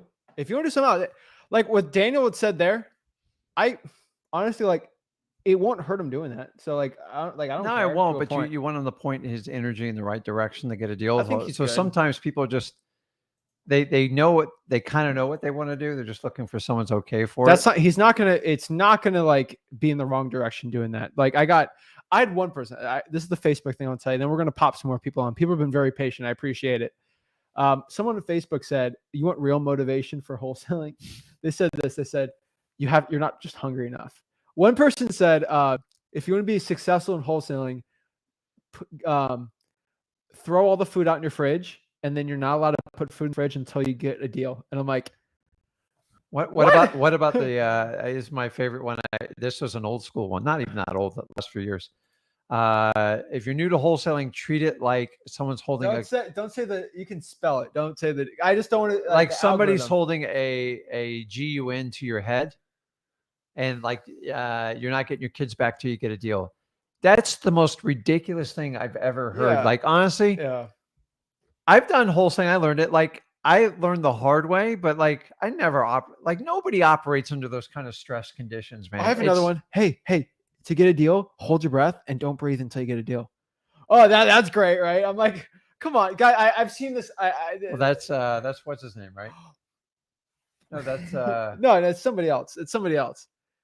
Who are you talking about? The guy who says you'll be a success when you want success as bad as you want to breathe. Oh yeah, Eric Thomas. Thomas, which is a good analogy, but I'm just telling you, that's not the reality of wholesaling. You would be absolutely nuts to take that. We're strategy. saying 14 hours. That's all I'm asking for you guys. 14 hours. Give it to me like a David Goggins show where we just tell you what you got to do for all 24 hours of the day. You know, he does like the 4 hours on, 4 hours off or whatever. 4x4x4. We could do that with wholesaling. That'd be fun. So next up here, we got Carmi. Carmi, you there? Hello. I see the top of her head. She's muted there. Hello. Carmi, you there? Hello. Wave to us. I see your forehead. Hello. You can do it. Okay. Have a good one. Okay. We'll come back. We tried. Kevin. Hey guys, how's it going? What's up? What's up, Kevin? Hey, I just started wholesaling about like 3 weeks ago, and I have a question about where you get the niche list. Is it like the city clerk office? Yeah, Kevin, what market are you in? I'm in LA. LA. So are you in LA, or are you like kind of like Burbank? Where are we talking? I'm in nearby. I'm from Hawthorne, so I'm in Hawthorne, but like nearby is like Torrance, Manhattan Beach, El Segundo. Okay, so that is, let's see. Oh wow, okay, that's a nice area. All right, so you just go to the LA County Clerk of the Court. That's kind of a harder market, just being honest with you. Inland Empire is better. I mean, I think you know that. But it would be the LA County Clerk of the Court. Okay, got it. And I also had a question. So I usually have trouble finding like the motivation of the seller. So I usually ask them, I'm blanking real quick, You're but good. You can do it. I usually ask them, hey, what Kevin, are you interested in selling this property, right? Something like that. And usually they say like the price. Like, is that like can it be like another motivation, or like price is never going to be the motivation alone. So ever. If you go to freewholesale.com, again, we kind of talk about it. You just got to ask the 4 questions. And have you heard of that before? No. Perfect. So freewholesale.com, go through the course. I'll show you. So every single seller we talk to, I ask 4 questions. On Tuesday, I actually did a live cold call, and I got 2 really good leads. And I asked every single person basically the same 4 questions: motivation, condition, time frame, and price. So motivation, I always ask, hey Kevin, how are you? Why are you looking to sell the property? So that's motivation. Yeah. Condition, can you tell me a little bit about the property? Yeah. Roof, AC, things like that. Time frame, Kevin, when are you looking to sell the property? A month, year, a week? And then price, how much you need to sell the property for? those are the 4 questions every single phone conversation I have with the seller always leads through. So I don't have to like memorize what to say next, right? Like I just lead it towards there. I think listening to some live calls I do will probably help you out a lot. Yeah, those are the 4 questions qualifying a seller. Just go to freewholesaling.com and we kind of break it down. And Okay, watch the previous one he did yesterday. He walked through the whole thing and actually worked on, I believe, 2 deals. So that should help you out. Yeah, man. You just got to Yeah. practice, Kevin. You got to just practice. Yeah, I have possibly a deal in Dayton, Ohio. Great market, man. Yeah. You've been The listening to seller- something from me.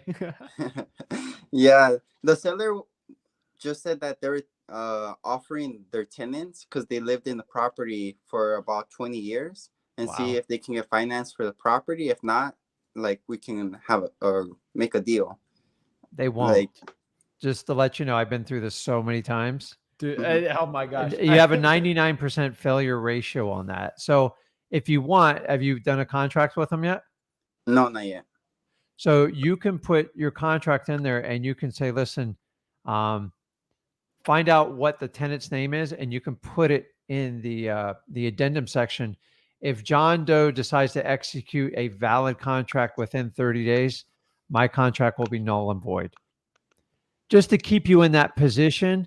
And basically they can use you as, I guess it's basically like a backup contract type of deal. Just some ideas for you, because they're never going to get the financing. And usually they're going to open up the window for another investor to come in and snatch that up when you're not paying attention. Yeah. It happens to me all the time. Like, I'm just telling you, go ahead and get a little more aggressive with the contract. You know, I don't even know if you guys got the numbers, and figure that out, because when they fail, then they're going to start talking to real estate agents, maybe some other cash buyers, and they're going to forget about you quick, Kevin. So just some suggestions on that deal.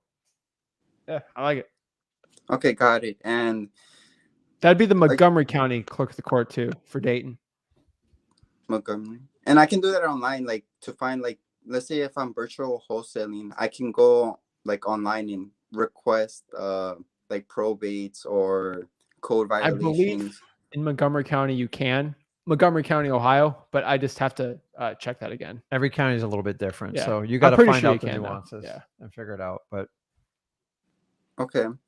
And I'm just gonna start like door knocking and like put banner signs around my market just to like have like a presence, because I really don't see like banner signs much. Is that You're in LA, man. I honestly, between you and me, I'd focus on the virtual. Okay, virtual. Unfortunately, like you're in Hawthorne, you're not even in East LA. You're out west. Really nice place, man. But like, I would probably go virtual. Honestly. Okay, got it. All right, yeah, that's pretty much all the questions I had. Thank you All so right. much. You got this, no man. problem. Same. All right. Perfect. And we got Of course, got Jason. We'll pop it up after. Okay. Jason, what is up? What's going on? Man, What's going on? how are you, man? I haven't. He's always been in the chats. Never seen him one-on-one. So See, now you nice to meet you, put man. A name with a face. I gotta mute this. Hold on one sec. All right. What's going on, guys? It's great to see you guys. I'm Nice blessed, seeing you, man.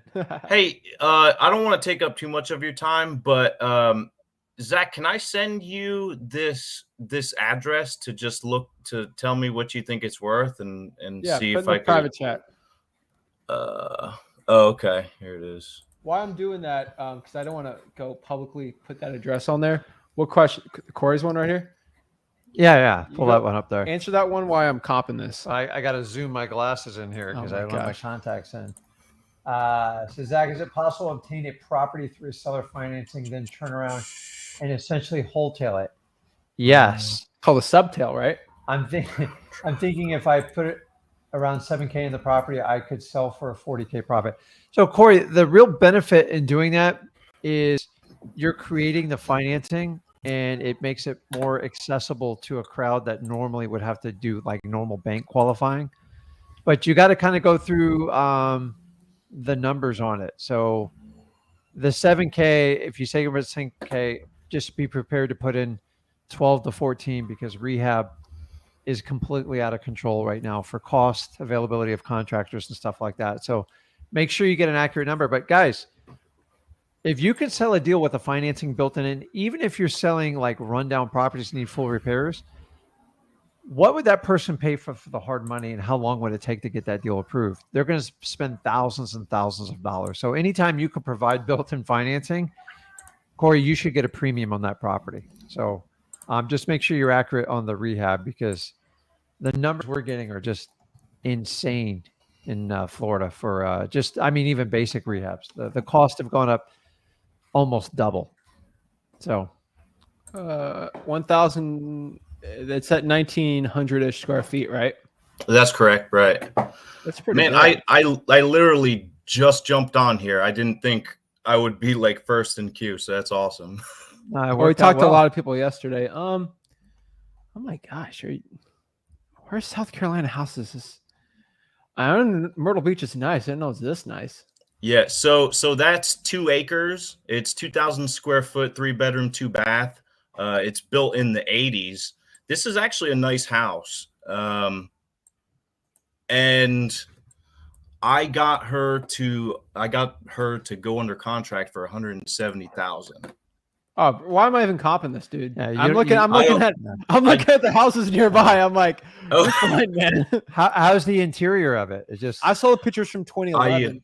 I'm actually going to look at it on Saturday. So I haven't actually been there, but she agreed to 170 just over the phone. So did you put it under contract yet? I didn't, but I do have the contract printed up and ready to go. Jason, you need to put a $500 earnest money at minimum on this one. It looks like a really good one. Even a grand, like it's even a grand if you can. It's like a no-brainer, unless you're missing something on the inside. There's one house nearby. Right off the bat, she said that it's going to need a new roof. Well, she said the roof is 20 years old. She didn't say it needs to be replaced. So I got her down 10,000 on that right off the bat. But yeah. So you think that's good though? I haven't seen not one comp's under 200K there, and that's on 2 acres, over 1,900 square feet. That's a great city. And it has a 2-car attached garage and then a 2-car detached garage as well. Yeah, and we don't even know what's going on in the area as far as supply. It's anything like Florida. Yeah, so Jason, do fine. Yeah. Is this property vacant? No, it's rented out, and I actually got the renters on the phone. I talked with them as well. They won't tell me how much it's being rented out for. But I had to set up a time with them on Saturday to go look at it. So why wouldn't they? Who wouldn't tell you what it rents for, the owner or the tenants? Well, I talked with the owner, and she said it's personal. And then later on that day, I talked with the tenants, and I asked them, and they said that the owner told them not to tell me. So I'll they're say both this, in Jason. agreement. I always say this. Say, hey, Miss Seller, I'm only saying this for 2 things. First of all, do I have to buy this house with the lease on it? If it's a no, then you don't have to worry about it. The lease is already expired. They're already prepared to move out. That's fine. So second, though, it's like, hey, me and my partner might want to rent this out. I would just love to know how much I could potentially get in rent. It would be a good comparable for me to know, just a general range. Usually they give it up after you say that. Don't say it over the phone. Say it in person. I mean, it's not like you go tell that to someone. They're like, it's kind of hard to say no to that, right? How long were the tenants there for? So they've been there for 10 plus years. They're getting a killer rate. They're getting like a the owner just said that they just raised the rent like the past couple months ago. So it's probably well below to begin with anyways. So what I would do when you said you're going to go out there this weekend and visit with the property with the tenants? I am. Yeah. Okay. So tenants are like little birds that will tell you, they will only tell you everything. Is the seller going to be there too?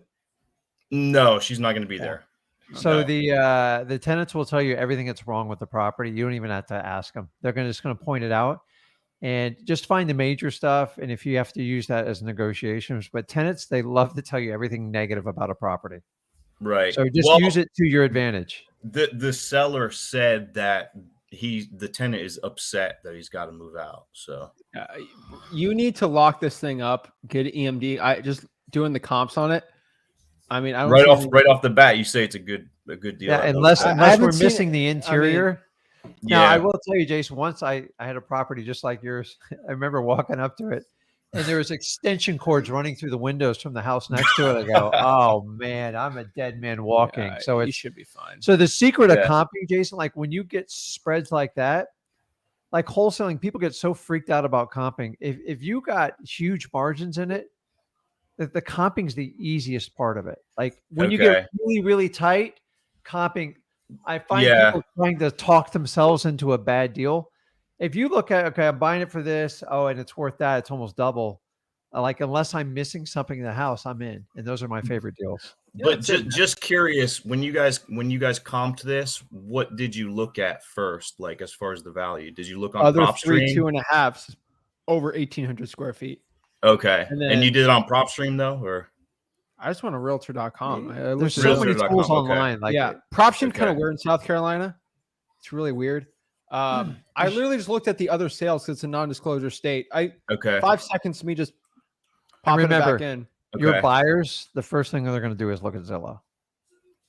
Yeah, and Zillow's- Zillow is like 290, I think. It's too high. No, Zillow's I too know. high. But I'm just Yeah. telling you, like it really, That's that's what good. 90% of the buyers look at. So like, okay, you know, Yeah, you I got guess plenty the of room, so- seller, maybe the sellers didn't look on Zillow. But like, even Oh. when you look on Zillow, I'd love to share my screen. But like, we have a 1,700 square foot sold 9 months ago for 218, a 3.3, 1,700 square feet, like right darn tootin' right there across the Yeah. church, sold for 240. It's like I'm just looking Yeah, at like true.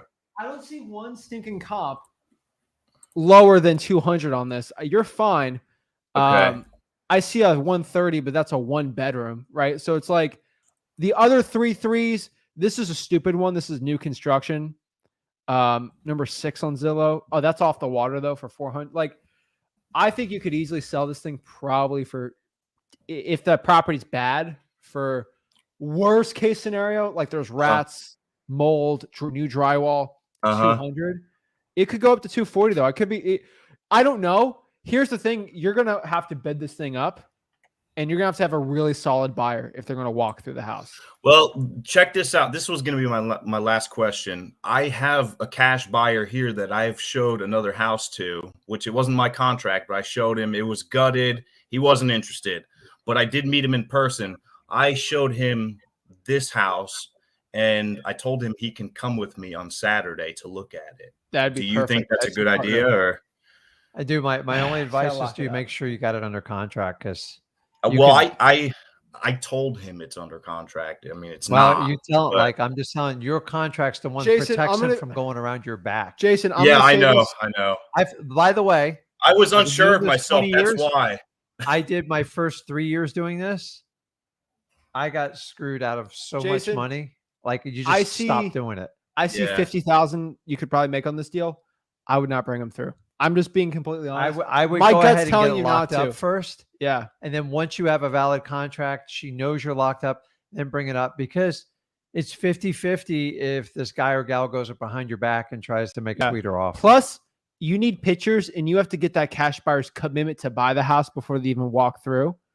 Well, he was right off the bat after I showed him. He was like, "Okay, I want to do $1,000 EMD." Like you right don't off have the bat. pictures, man, and you don't even have a price, right? No, I don't. I So- may have Jason, what messed would up feel here. I worse? told him 180. All right, Jason, this cash buyer ain't even your thing now. I'm Dude, telling you. you don't need to. What would feel you only worse? need one cash buyer, and you need it Yeah. the one that takes care of your family the most. So you don't work for them; they're going to work for you. So you have Right. to focus on getting it under contract first, and then meeting with the tenants to figure out, how, what are we dealing with? The Right. buyers, in my opinion, is the easiest of You could- the three of this part of the equation. You could make 50,000 Okay. on this deal. Or you can make 10 grand. Like it's Yeah. your choice. So I think you can go to that cash buyer and say, "Hey, this house is nicer than I thought," and show the pictures. He can't even. I don't take any offer from a cash buyer serious, literally, unless they see the pictures. Yeah, So, that's true. Because he you got doesn't know what the 50,000. inside looks like. Yeah. You can make 50,000. Do not bring that cash buyer through. And till you got to lock it give up. them your number, and you got to, it's got to make some logistical sense. But when they start trying to beat you up and stuff like that, like you talked about $1,000 earnest money deposit, was that for you or for your buyer? No, that was for the buyer. He wanted to put it down right away and lock it $1,000 up. is a joke. Like it's Yeah. not $1,000 is not going to commit. $5,000 is the minimum you do. You 3 don't to do- 5. Really? Okay. Well, listen, if they're going to pay say 200, 250 for a house and they're a cash buyer, dude, you're putting it in earnest money. Like it's in a Right. protected neutral party that's backed And it up goes with towards insurance. it, right? Right? Exactly. Yeah. If they don't have it, heed the warning. You're going to feel way worse if you get the deal stolen than you having the convenience of having that cash buyer come through. $50,000 deal getting stolen from you is It very, hurts, man. Get the contract Yeah. first, meet with the tenants, and then just work. Remember, you want to find the highest spread with the least amount of hiccup. I would never, ever take $1,000 deposit because I've walked away from 1,000. It's like an option. Lock it up for 170. Yeah, I feel like the number's 220. If it's better, it could be 240. I think 220 is probably your good number there to sell it for, but I could be wrong. So lock it up. Come back next week. Show me the pictures or like DM me the pictures, and we can go over it together and we can kind of do a game plan together. Yeah. Yeah, Your energy's absolutely. got to be on locking it up. And do me one big favor. Do Okay. not share that address to any person. Nobody. Lock it up, bro. You got this. Dude, I'm telling you, ready. cash buyers, they will I- run you over. So, They will so run I you showed over. him. I gave him the address, and I gave it to one other person. Don't Okay. do that. Don't be doing You- that anymore. Like whatever you got to do to get the contract locked up. Just hurry up and get it locked up. Okay. Do me a favor. Do not give the address out to anybody until you get it locked up.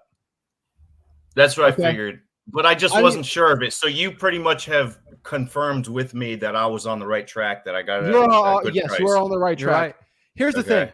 You took a big risk giving it to us. You know for a fact we're not going to go steal the deal from you, so it's fine. But like outside of us, do not be giving that address to anyone anymore, okay? You will be all right. surprised how many people try to screw you in this business. I lost 8 deals by doing what you're doing, like hundreds of thousands of dollars. I have a firm policy. We don't even flex on it. All Now, right. my only exception is if it's a crappy deal and I can't make the numbers work, That's a then good bring deal. them all in, right? Right. But when you got a smoking deal, you got to lock up your side because do you really know these other cash buyers? Like how desperate are they to get a Yeah, I've property? only met him one other time. Hopefully, There you go. Jason, we only Hopefully get it's not one or too two late. of those deals a month, like those type of deals a month. So that's good for that's really so. got it. Lock it You up, have man. yeah. you have a good fish on the line. You better reel that thing in. You got Well, this. whatever I you gotta figured. I figured I would bring him with me on Saturday because if there's Nope. tenants there, how many Nope. times am I going to be able Nope. to show it again? You're gonna get You will get back in, but I'm You're- just telling you, no way. the feeling of getting that deal stolen is way worse than the feeling of you having to talk to the tenant to bring another person through. It's painful. It's a way easier conversation. It'll get you training for the UFC. It pisses you off so much. It's like because people are just Oh, unethical, they're right. unmoral, and they'll do. I anything to hope screw I you. didn't make a mistake by showing him, but Now listen, Okay. I had him at one point sign a non-disclosure agreement with all this official notary, and they still went behind my back. So, Jason, you know what to do. Do not bring that person through. Lock it up, and then you're good to go. You know what to do now. Come back All next week and I will. hopefully do it well. And I last appreciate it. last thing, Jason, do not get greedy. You have a good deal here. Do not try to get greedy and try to get it for right. That will kill your deal too. I was going to be happy with 10K, honestly. No, I no, was just gonna be- you're going to make more than that, Jason. You've got to. If you follow the game plan. Yeah, you don't All have right. a super tight deal. So these ones, when you're talking about getting everybody to 100 grand, I'm like, I'm giving you the hardest way. 10 grand, 10 deals. That's But if worst you get case one scenario. deal- Yeah. If you can get one deal that makes 30 or 50, it puts you so much further ahead of the game, and it gives you room to do marketing. So Awesome. Go get I it locked up. appreciate the help, guys. you got it. See you next week. Okay, man. See you, see ya. Jason. Good luck. Wish Guys, everybody had that. problem. Guys, if you lock up a deal, you have to lock up a deal before you send it to anybody. you Make have sure to. you have You're an going to get EMD. killed. Stresses me Learn out. from my mistakes, man. I got abused in this department. You've after already this seen me few talk years. about this. I've had deals trying to get stolen from me. Like I got all this stuff. You wanna hear a cool story? Corey Zach, Rick, what's up? What's up, Corey? Corey locked up that quadplex. I just saw the comment on there. Yeah, can y'all hear me okay? Yeah, Yeah. man. Good job. Congrats. Yeah, man, I went on the appointment. I made sure ahead of time I called because originally it was just going to be the wife that was meeting me. I called and I was like, I really need all the decision makers to be there because I'm prepared to make an offer, and I need to know, are you prepared to make a yes or no decision on if you want to move forward with me? Or Oh, what you want to do. So the husband showed up as well. We walked through all the units. I ran some numbers really quickly. I made an offer. They told me no at first. We volleyed it back and forth, met at a really good price. I got it like right around 60% of the ARV minus repairs, and got it locked up. Sent it out to just a couple of the really good buyers that I know that I have, and got some appointments to walk through it with some buyers on Saturday. I shouldn't have any problem assigning it that day, honestly, because the buyers that I'm showing it to on Saturday, they're almost desperate for multifamily right now. So yeah, everyone's the entire world. Corey, go to LoopNet and just see how much is on the. It's terrible. So Corey, how much do you think you're going to make off this deal? Your estimate? I'm thinking if I just take the first real offer I get, I could probably make an easy $25K on this. Now, if I try to go for the best offer, could probably push it to 30 to 35. So you have to make that decision. All 4 units are rented right now, but I factored in some repair costs to do updates and add HVAC to the entire building because it just has window ACs per unit right now. So Corey, people are really going to premium. So what are the rents on those? Just out of curiosity. So there's 2 units that rent for $600 per month, 2 units rent for $575, but that is way below market rent. And the landlord, they told me they haven't raised the rent there in years. And what do you expect to retail this thing at? I would say when I ran numbers on it, there's been quite a bit of quadplexes sold recently. A good price, I think ARV on it will be around like 240 to 260 or so. Rent each unit for about 800 to 850 a month. That would be a good deal for somebody. Yeah, dude, Corey, I'm just telling you, get in like a bidding process with this. Yeah, you got to want to bid up. Fourplex it's like taking down 4 properties at once. Are there 4 tenants in there? Yeah, they're all currently rented right now. No one's behind on the rent. And here's the good part too. They're all on month-to-month leases, so the buyer doesn't even have to worry about dealing with a 1-year lease on those tenants if he wants to get them out of there to rehab the property. Wow. So that's great, man. How did you what type of marketing to get this deal? So this was like I don't think I'll ever probably find another deal like this again. So I was out driving for dollars, right? And I seen a for sale by owner bandit sign. So I went down the street and there was a freshly remodeled house. Well, I seen the house. I was like, well, that's already remodeled. That's out of my market. Well, right next door was the quadplex. So I was just sitting there in front of the unit getting on PropStream, and the person who owned the house owned the quadplex. So I was like, they're wanting to sell the house. They might want to sell the quadplex. I called them. They said, yeah, we want to move to Florida. So we're looking to, sell our portfolio up here. Wow. And I was like, let's set up an appointment. Guess PropStream kind of saved your butt there, right? Like it did. That's the thing. Yeah, because you got Driving for Dollars app in there. Like if you're gonna pay for something, that's good. But bro, that's awesome, man. I'm excited about that. I'm telling you, good things happen when you just drive for dollars. Yeah. It's just because Corey, nobody else would have gotten that deal. There's no direct mail piece or list that would have been on of someone the moving to Florida list or thinking about moving to Florida list. Yeah, dude. The only way that would have showed up to somebody if they was looking at high equity multifamily because they have high equity on it. Dude, that's just a blessing that just sometimes blessings just go in your lap and you got to just go you got to put the effort forward, and Corey did it. Is this the only property they own in your area? They have some land and that house that was right next to the quadplex, but it's fresh renovated, and they're talking about listing it with a realtor. So nothing I can do with that. But some of the land I would be potentially looking into that. I'm not really too familiar with the area that the land is. So I'm going to talk to some buyers that I know that actually will develop areas and see if it might be of interest to them. If it is, I might move forward with it. But so Corey, so you're going to sell this, I'm just telling you, there's a huge premium for any multifamily. You already have high interest. You said, I might take the first one that comes across. Don't.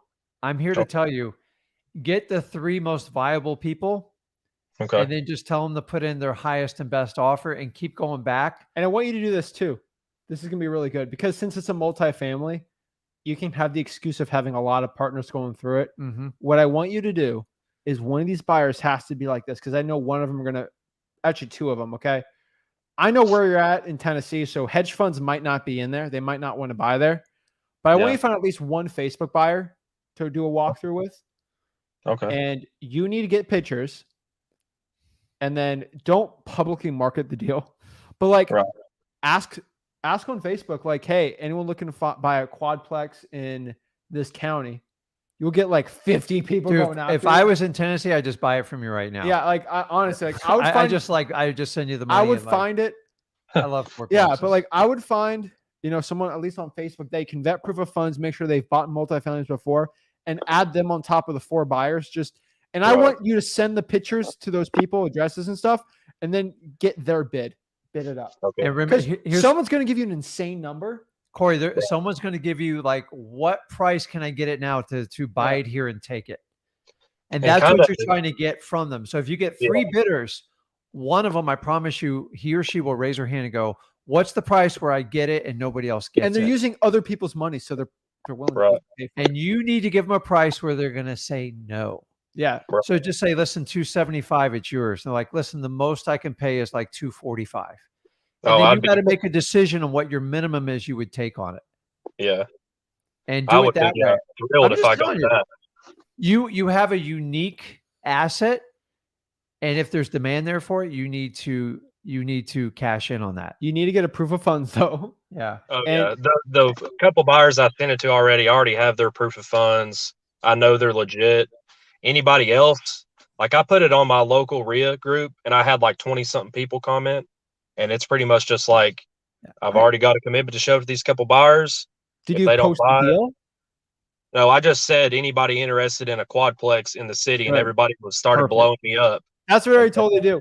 But if it's a new buyer you're going to walk through that you haven't vetted, like you already have the proof of funds, I want you on top of that to get proof that they actually have bought properties before. Yeah. And then here's what I would do. Addresses too, so you can look it up. I like it that you don't have a price on it, but I'd put a minimum bid price on like whatever perspective you do with people, and just say, make it 30. Make 30. Make it 25, 30, the minimum bid. Make it higher, like whatever. I know. So I'm just saying, it's like, okay, if you say, listen, 235 is the minimum starting bid. That way, if they were going to come in and lowball you at 200, you don't even want to like get them near the property. Right. Just get rid of those people right away. Yeah. And I'd already kind of, conditioned myself mentally. It's like, whenever I do pick a buyer, I'm just going to tell them straight up. I'm going to be like, hey, you're not the only person who's prepared to pay a premium for this. It's going to be like a $7,000 to $8,000 non-refundable earnest money. Yeah. I think you're going to make a lot more than what you said it was. Okay. How much is the sell price going to be on this? I think you'll get 240, 240. I mean, 10K is a little. I would probably do at least. I think 5 would be the minimum. Who cares? It's a deposit for God's sake. Yeah. Like he's not holding the money. No, get a minimum of 5K and then go from there. And then if I wanted to compete with this, I guess, Corey, what if I just give you 15 and then I get it for like 240? Can we make that happen? You'd be like, okay, this guy's committed. And that you're looking for that deep commitment to the highest price. So I'd put the minimum price on there. So it's like starting bid. That way, if somebody wants to offer 200, they won't show up. Okay. And you don't waste your time. And then that's a good idea. I didn't really ever think of doing something like that. Yeah, I mean, you can't do this on all properties, but like when you can like run and gloat and do that, I would run with this one, because you're in the perfect scenario, the perfect market to sell it. So make sure you and your family benefit the most from it. Right. It's just been a great day for me in wholesaling, man. So I got that contract locked up, and then I got a call back from a lead that I had spoke with a couple weeks ago, and it wouldn't work as a wholesale deal just because the financing part of it, the process and everything. But they called me and said that they were open to letting me get the property seller financing. So I'll be buying the property seller financing myself, can put about 7 to 10, maybe 12K into it, and turn it around and sell it on the market for like a 40K profit.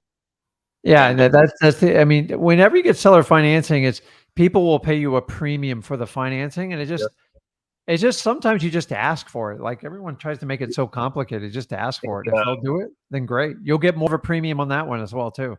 He told me he wanted to do about like a 12-year term, 6% interest with 5K down, and whatever the difference would be, a balloon payment at the end. I'm like, sounds good to me, man. Let's do it.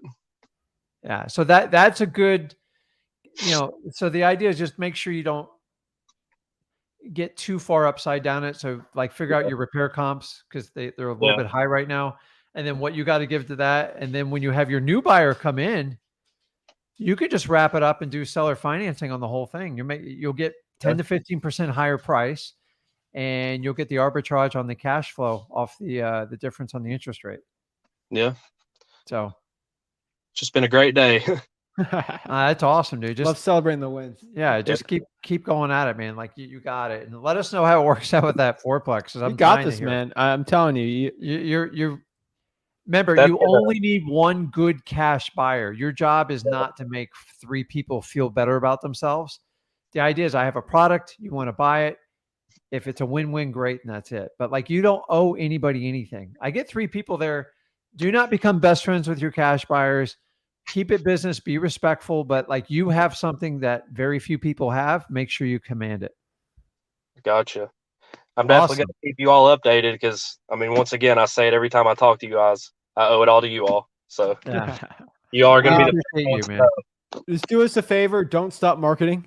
Even though how many deals you get, never stop marketing. Follow that rule. You're going to be good, man. I don't care how much money I make right now. I'm more worried about what I'm going to make within the next 6 months. And I'm only going to make that with my marketing.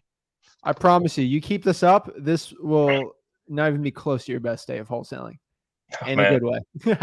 Can't wait, brother. You got it, Corey. man. See you, man. Keep it up. See y'all. Woo! Let's go. Kevin, what is up? The last one in here. Kevin, you there? Yo, how you doing? What's up? What's going on, guys? I recognize the name. Yeah, no, I've been in one of the lives before. What's up, man? Yeah, I just wanted to ask. I went on a seller's appointment yesterday for a house in Houston. I don't know if I can send you the address. Sure. What do you need help with it on? I wanted to know really how much I should be offering for it because she got an offer for it for around $98K. And I wanted to know if $100K would still work and if I could at least assign it for like $5,000 from that. Do you have the ARV? Yeah, the ARV is 150.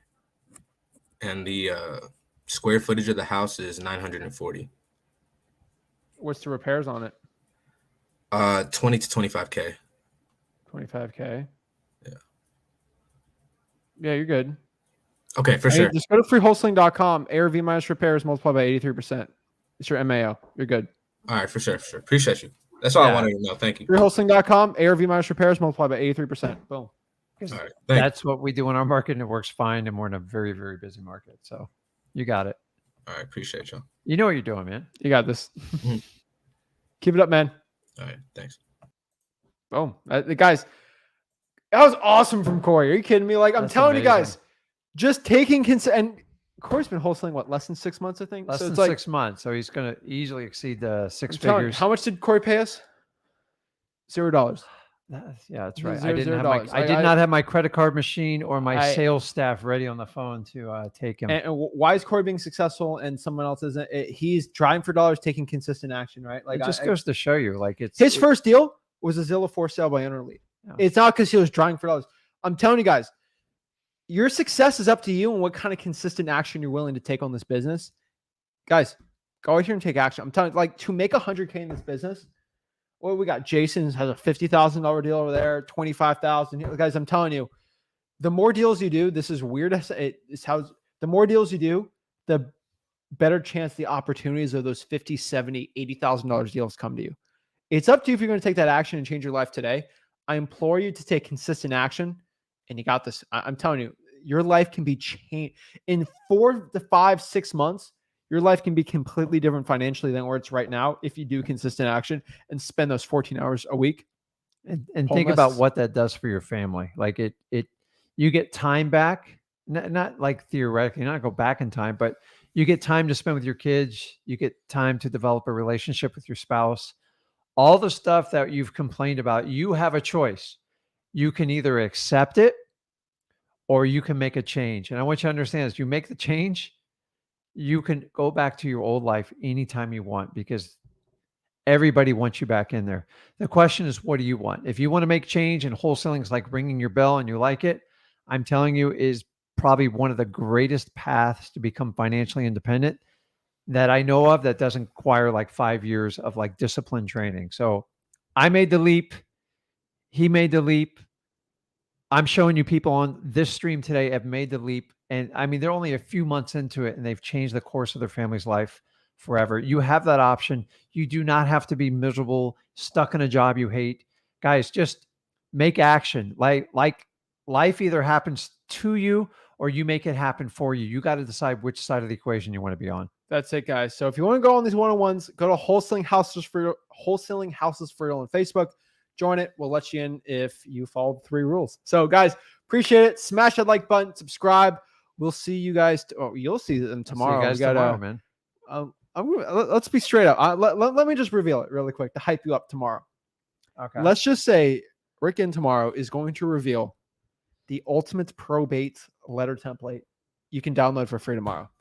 That's all I can say. Yeah, no, guys, it's going to be crazy. I'm going to share with you on how to make these letters where I get so many questions about it. I'm like, I'm just going to give it to you and I'm going to walk you through and straight up the 5 steps that make a probate. If you're on freewholesaling.com, you're probably going to have the fastest. You'll probably tonight get that template if you're in freewholesaling.com. So guys, check it out. Be there, be square, 5 p.m. Eastern Standard Time. See you tomorrow.